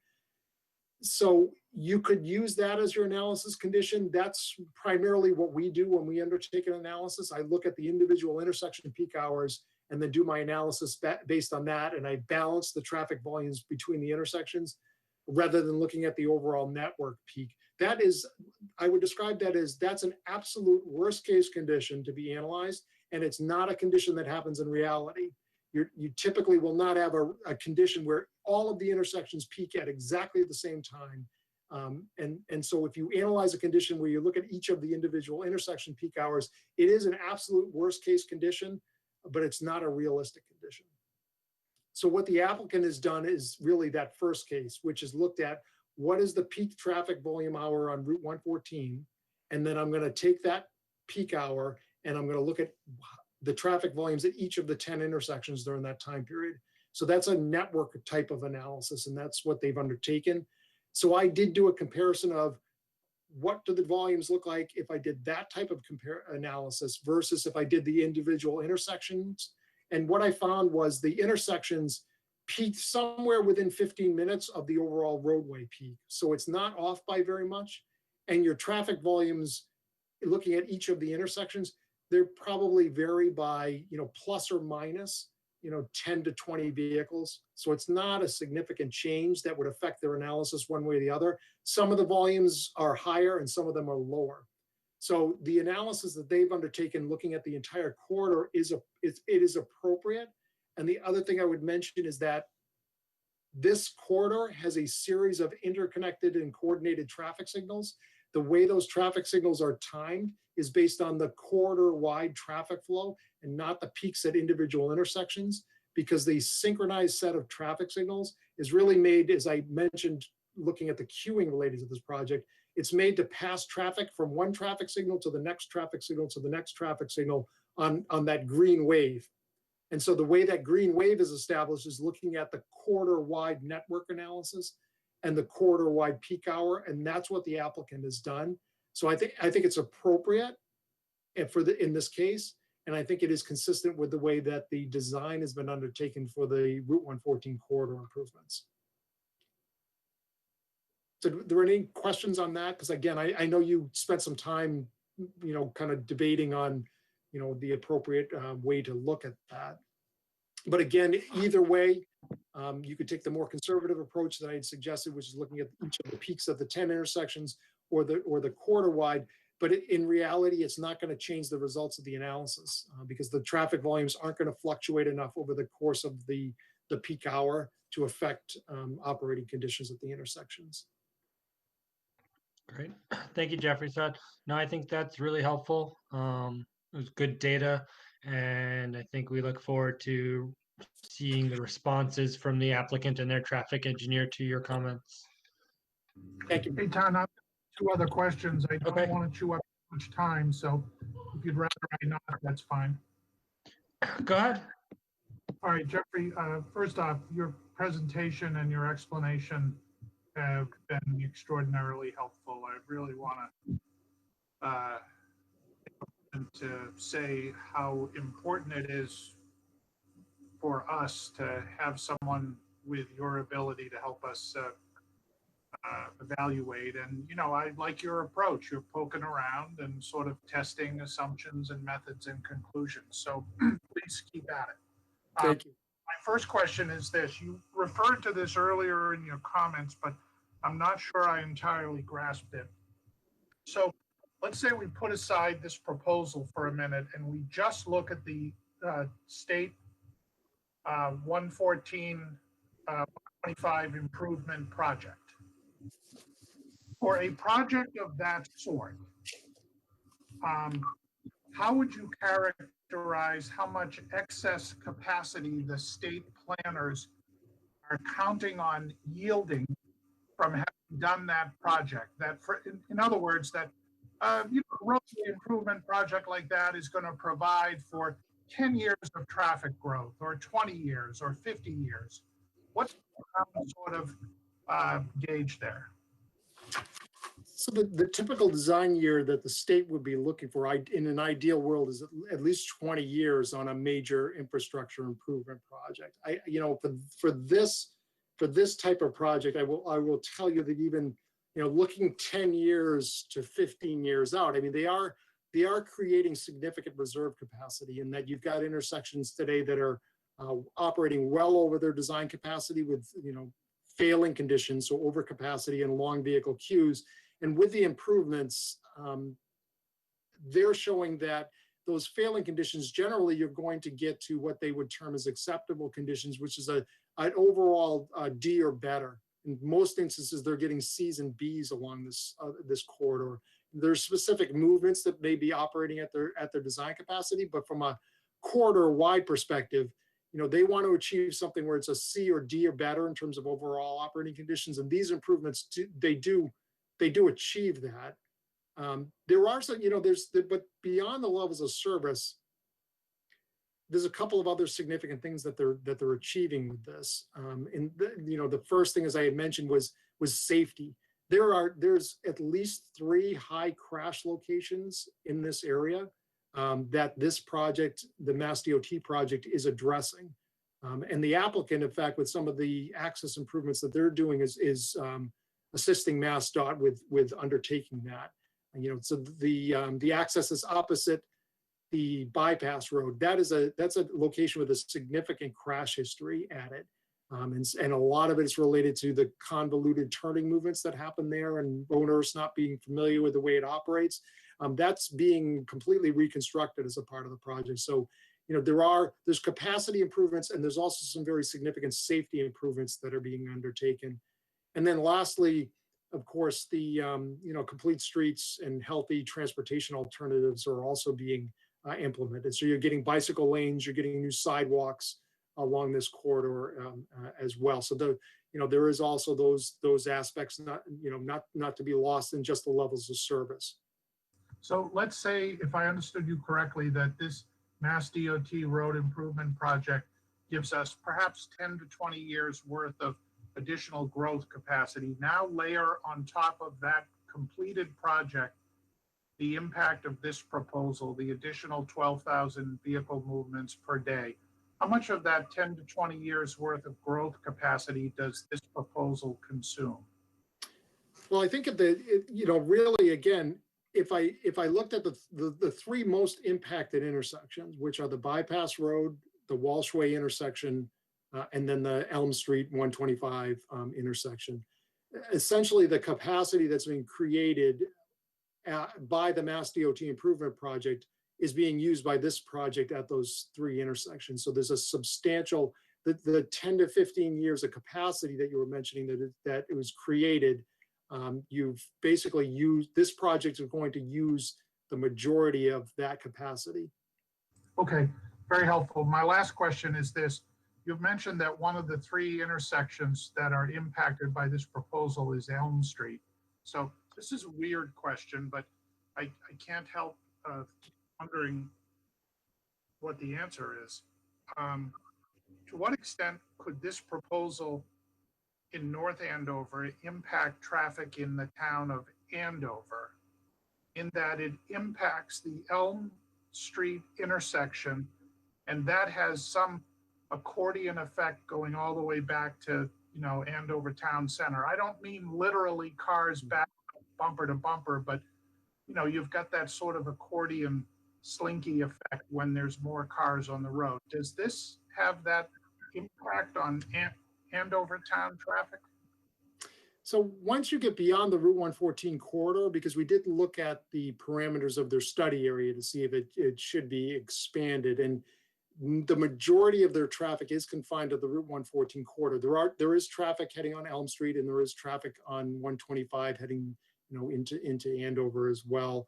The volume of traffic that they're predicting as a result of this project on those roadways, as we looked at it, it is not at a level where it would cause additional significant changes in levels of service or increases in delays or vehicle queuing at those intersections beyond the Route 114 corridor. There will be additional queuing on the approaches to Route 114 at those intersections, but as we looked at it, it wasn't to the extent that it would cause backups into those adjacent intersections, especially looking at the triangular area of the signals that happen on 125 as you get to the, we'll say the northeast, let's say, of Route 114. So once you get beyond 114, the traffic volumes drop off to, maybe 25 to 30 peak hour trips.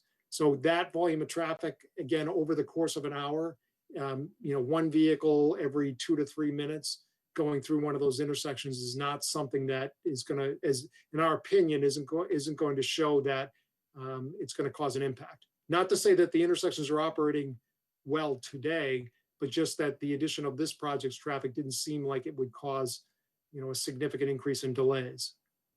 Okay, thanks. Eitan, all set. Thank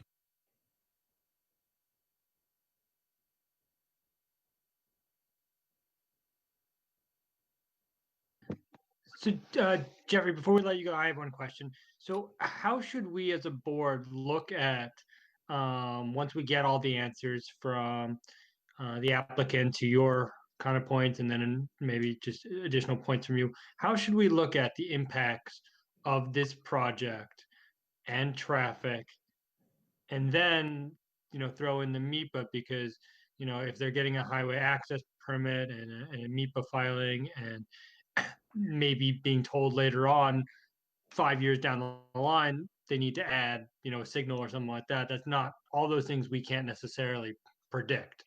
So how should we be looking at it as a board of what the potential impacts might be on traffic?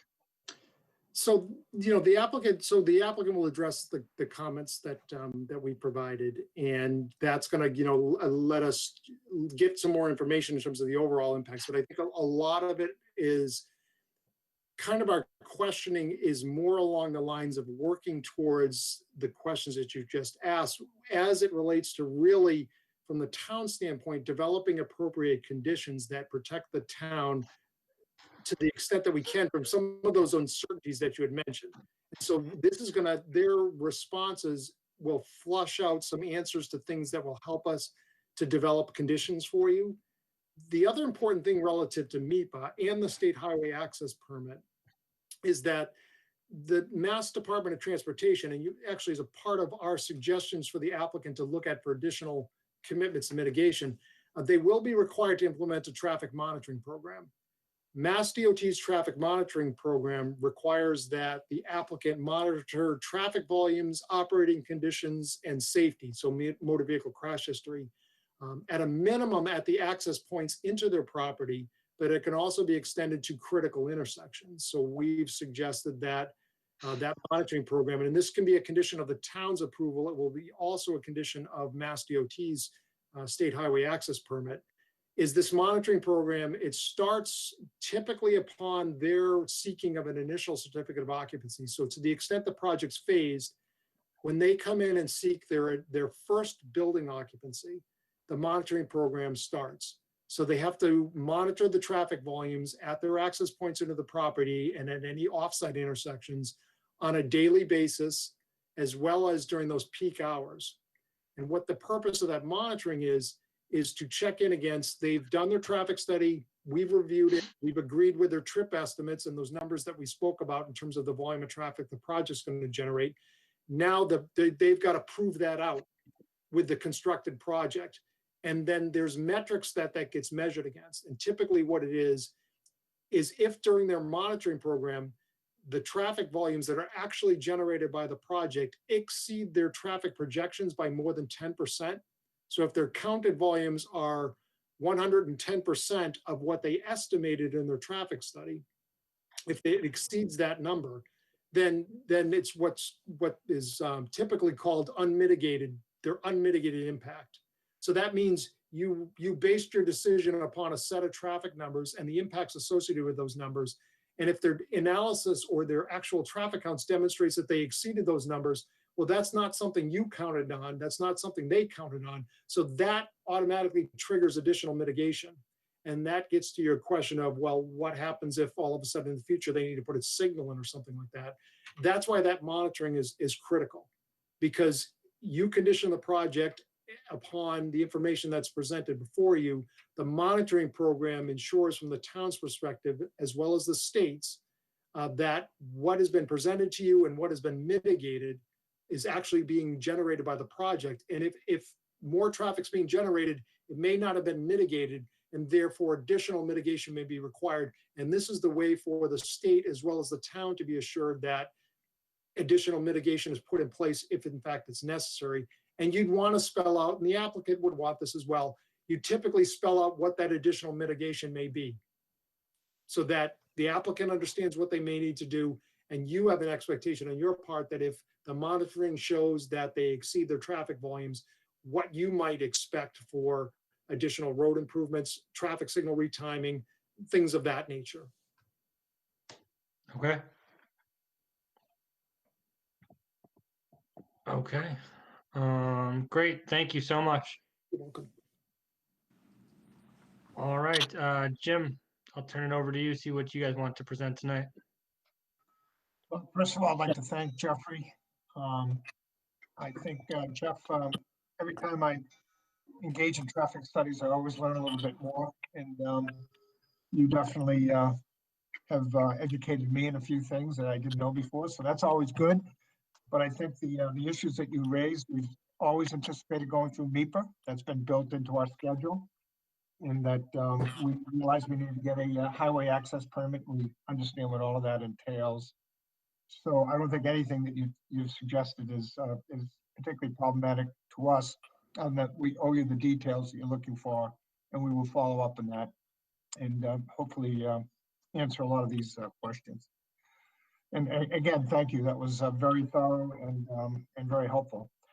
I'd like to turn it over to Mike, who's going to just give you a quick summary of the presentation that we gave to the Conservation Commission last week.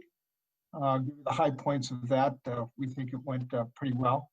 And so why don't we take a few, and we know it's getting late, so Mike, instead of a slideshow, maybe you might want to turn it into a movie.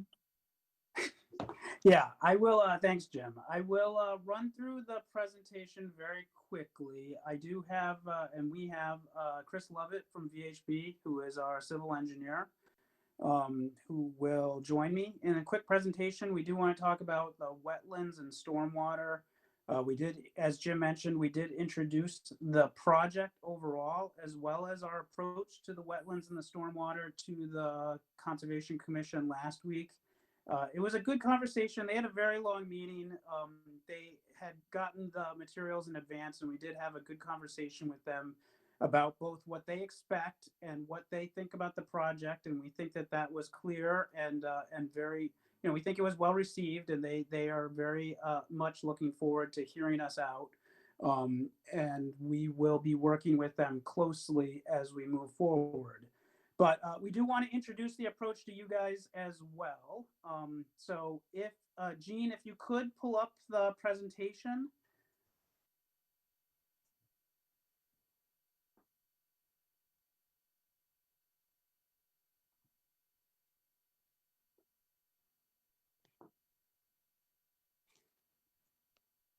Jean, are you there?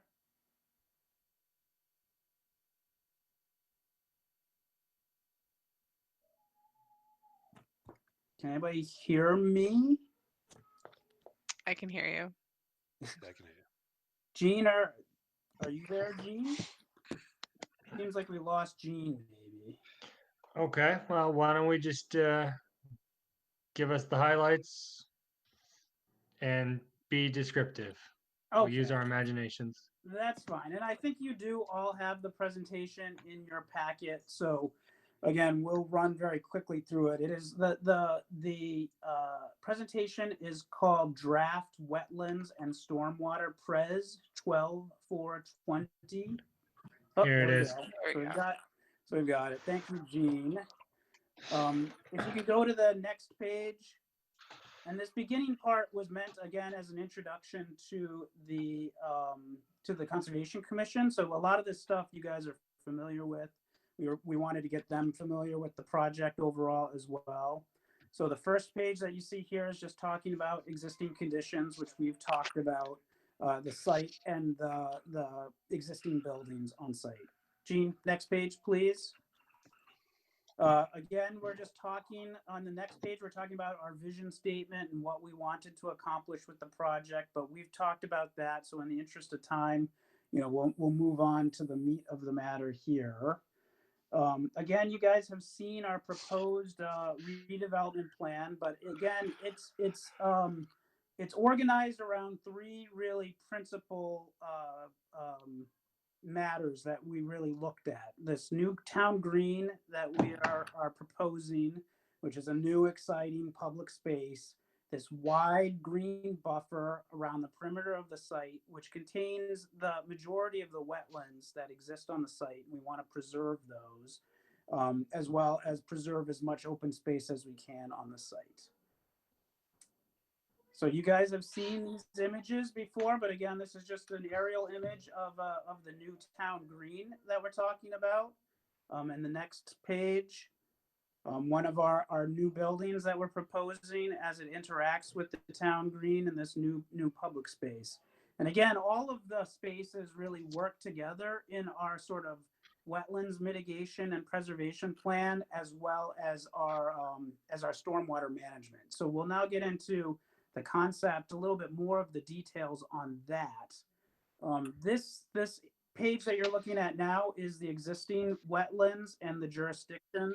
So this we did go before the Conservation Commission earlier this year and got all of these wetlands officially delineated by the Conservation Commission. So you can see in the orange are state and locally regulated wetlands, and in the green are some smaller, isolated, locally regulated wetlands. And for the most part, we're looking very much to preserve the wetlands, in particular, the more significant ones. You can go on to the next page. So this diagram shows the existing conditions of the existing Royal Crest as it interacts with those wetlands. So as you can see in this diagram, the existing Royal Crest really is within the boundaries of the wetlands in many, many locations.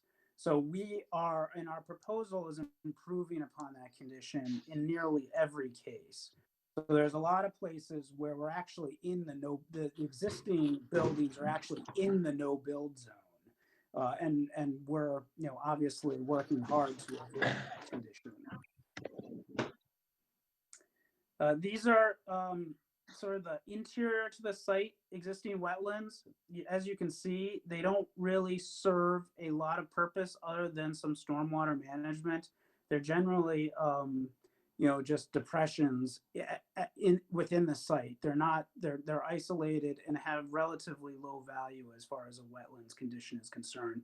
And obviously, we're going to work very closely with the Conservation Commission on all of our proposals as it relates to these and all of the wetlands, as well as the stormwater. But we want you guys to be familiar with these conditions as well. So, and something that we have talked about with you guys is, a friendly Chapter 40B approach. There's a number of benefits that are obtained by utilizing Chapter 40B for a component of the housing that we're proposing as part of the project. One of the primary components is that we're able to, utilize, a comprehensive permit process to work within the existing framework of the town's wetland bylaw. And it provides, our ability to protect the more significant wetlands, to, deal with the more isolated wetlands on the interior of the site within the framework of the town's bylaw and through this comprehensive permit. And it allows us to provide, adequate mitigation for any of those wetlands that are impacted. Beyond that, there's other benefits from utilizing Chapter 40B, primarily, that our proposal would get the town over its 10% threshold required under the state's Chapter 40B, giving local control back to the town for future proposals. So you can go on to the next slide. And again, these are just sort of summarizing some of the benefits of utilizing Chapter 40B for one component of the project, like we've been talking about. So the next slide, Jean, thank you. So this starts to talk about the mitigation. So we're preserving and proposing to preserve the majority of the wetlands, particularly around the perimeter of the site. There are three, within those earlier diagrams, there's three small, about 9,000 square foot isolated wetlands that we would be affecting. So this is a diagram showing how we're going to mitigate for that. So those earlier, those small isolated wetlands are not serving a lot of function. This is a diagram that's been put together by our engineering team and our landscape architect that is more than doubling the square footage of the wetlands that we're proposing to affect on the interior of the site. And what we're trying to do here is provide, both that mitigation for the wetlands that we have to affect. We're providing some stormwater management, which I'll let Chris get into, as well as some recreational opportunities like we've talked about. We talked about a couple of weeks ago, where we're providing, a cycling and walking trail around the perimeter of the site. And, a highly, a nice visual interest in this highly landscaped area. We're working really closely with our landscape architect. We don't see this just as infrastructure. We want it to be a nice place for people who will live here, or people from the town that visit here and utilize these resources. So we're looking at it comprehensively. We really want this to be something that deals with, the wetlands. It helps us deal with the stormwater management, which on this site is very important and something that has long been an issue at this site. And in fact, a lot of the impact is coming from off-site, which we'll get into. And we think that we've got a pretty exciting plan at this point. So Chris, I'll turn it over to you to go through some of the details on the stormwater management. Sure. So thanks, Mike. A couple of things to point out with that is in respect to the wetlands, there is over an acre that's within, even just for the state regulated wetlands, there's over an acre that's within that no build zone that we'll be pulling out. So part of the design is to pull everything out of that no build and no disturb zone, to help those wetlands, but also part of that will be to provide opportunities for us to do stormwater improvements and create volume to store water. So, Gene, if you want to flip to the next slide. And this just shows how we're trying to accommodate some of the, not only are we trying to do stormwater within these areas, but also make them part of the site and part of a kind of a healthy living campus where we're allowing opportunities for walking and getting people into the nature as well of the areas that we're preserving. So this slide here shows the existing conditions, and you can see the site at the bottom, which again is over 70 acres, but there's also a large area to the east that drains down through the site. So that area, that neighborhood up top drains down through the wetland system, and then that ultimately flows into the site and out to the north. So as part of our analysis, we're not only looking at the project site, but also looking at the flows that are coming in from offsite. So this slide here starts to show some of the treatments that we would be looking to do to address volumes, not just from the project, but from the offsite area. So we're not just meeting the town regulations and DEP regulations, but we're starting to address kind of the historical problems with the drainage from offsite coming through. So we're through a number of things with the wetland replication areas. We've talked with the Concom about, and we will need their approval. But what we've talked about is these replication areas for the local wetlands that will be modified, looking to use those for stormwater. So really recreate what they're serving for now, which is stormwater management and flood control. We're going to be able to broaden that. We're going to be able to make those deeper, and we're also going to be able to plant them in a way that they're going to. So it's going to provide both a functional use in terms of stormwater, but also is going to be part of the site landscape design and part of the placemaking. So that'll be predominantly along the state wetlands is where we'll do a lot of that replication and bioretention areas that will have some surface storage of water along that edge, and that'll help catch the runoff that's overflowing from the wetlands prior to coming into the site system. And then throughout the site, we'll have a series of both underground and surface basins fitting into the landscape of the project, with probably the largest pond being on the north end where the flows ultimately end up. But we're spacing throughout the site a mix of surface and subsurface detention volumes to catch and spread out the load of how we're going to manage the stormwater on the site. So not only will we be managing it from a flood control perspective, but we'll also be providing water quality through these treatments.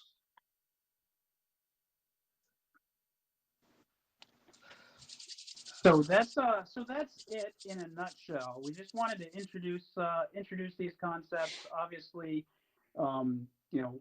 these are conceptual at this point. We're actually doing more investigation on the site later this week. We're developing these plans further. We expect that our approach is appropriate. We think again that we're looking at it comprehensively. We know that the stormwater management is extremely important, as well as the wetlands protection. So those are things that we're looking at very closely. And again, we'll work with this board as well as the Conservation Commission very closely as we move through the process. Any questions on this?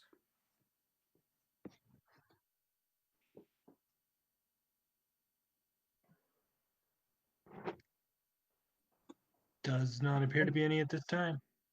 Okay. As Gene mentioned at the beginning of our segment, we did submit a number of documents that were in response to questions from the board at the previous meeting or the one before that. So we're happy to answer any questions related to those or, we can leave those for subsequent meetings as well. It's up to you guys. Why don't we do this? Why don't we save those? What I'd like to do is go through everything we've kind of done so far and see if I can if we can maybe narrow some of those things that are still kind of at the forefront or that there are questions on, go through those answers, and then hopefully go delve into, kind of the financial impacts as well as any kind of responses on traffic when we meet next. Okay. All right. That sounds fine. I'll just, very quickly, I'll just mention, that we have launched our outreach sort of program to both the neighbors of the site as well as to people throughout the town. We did, take your comments into account as far as the website for the project. And we have gotten comments from others who did a preview of the website. So we've taken those very constructive comments. They were actually really good. And we'll continue to refine the website as we look to get that out and launched to the broader community. So thank you. Great. Okay, everybody. Well, thank you very much. Thank you. Have a great holiday season. I guess we'll see you next year. Jim, just Jean? hold on one second. Hey, John, there isn't a butter comment in the packet, and I have received one tonight, so I think it would be helpful just to read them into the record just to make sure everybody's aware of it. Okay. Would you mind doing that? Hold on.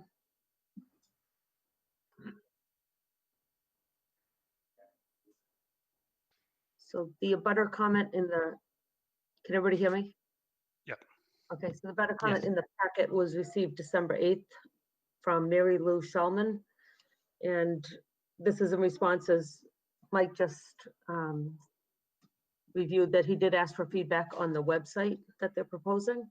And so he had asked, they had had a meeting with Mary Lou Shulman and her husband Don previously, and they asked for some feedback, and here's her feedback. So she sent it to me without the usual public forum for comment and question and answer. The developer has set up a website about the proposed project and has requested our feedback on it. Rather than get into dialogue with the developer by posting there, Don and I decided to send a couple quick notes. Trinity's stated intent to make a quality development that is congruent with the surrounding town sounds good and seems to be sincere. As shown on the website, the project does not yet meet that objective. While the website presents their intent, it does not address impact on the town. We understand that you have requested and will critically review traffic, financial, and other analyses. We continue to be concerned about the scale of 5-story buildings adjacent to residential areas. No homes reach near those sites. There appear to be few buildings on the campus of Merrimack that exceed 3 stories, a very few that reach 4 stories. The developer's website has headlines and descriptions that describe housing included in the project. They reference 93 workforce-priced housing units. The resulting impression significantly underestimates or misrepresents the total planned number of residential units shown on their own spreadsheet. The larger real total raises serious concerns about impacts on town services, notably schools and safety. We know from listening to the meeting on December 1st that you are asking questions on these matters. We look forward to learning what answers you receive. Thank you, Mary Lou and Don Shulman. And the comment received tonight was also from Don Shulman, and I did respond to him, but again, I just want to put it in the record.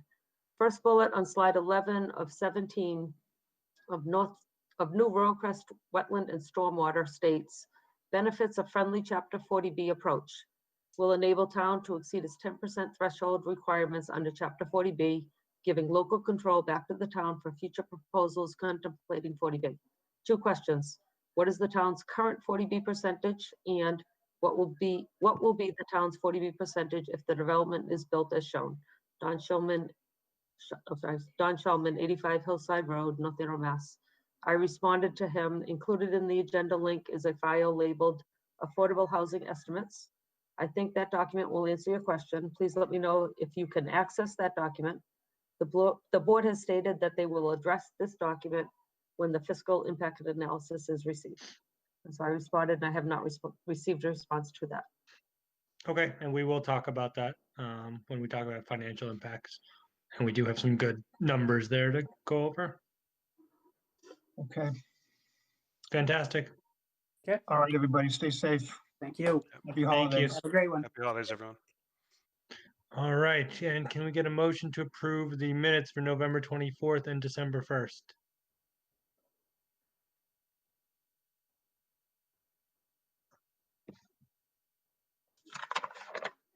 A motion to approve both.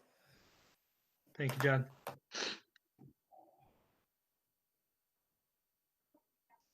This is Kate. I'll second it. Motion seconded. Roll call vote. John, Yes.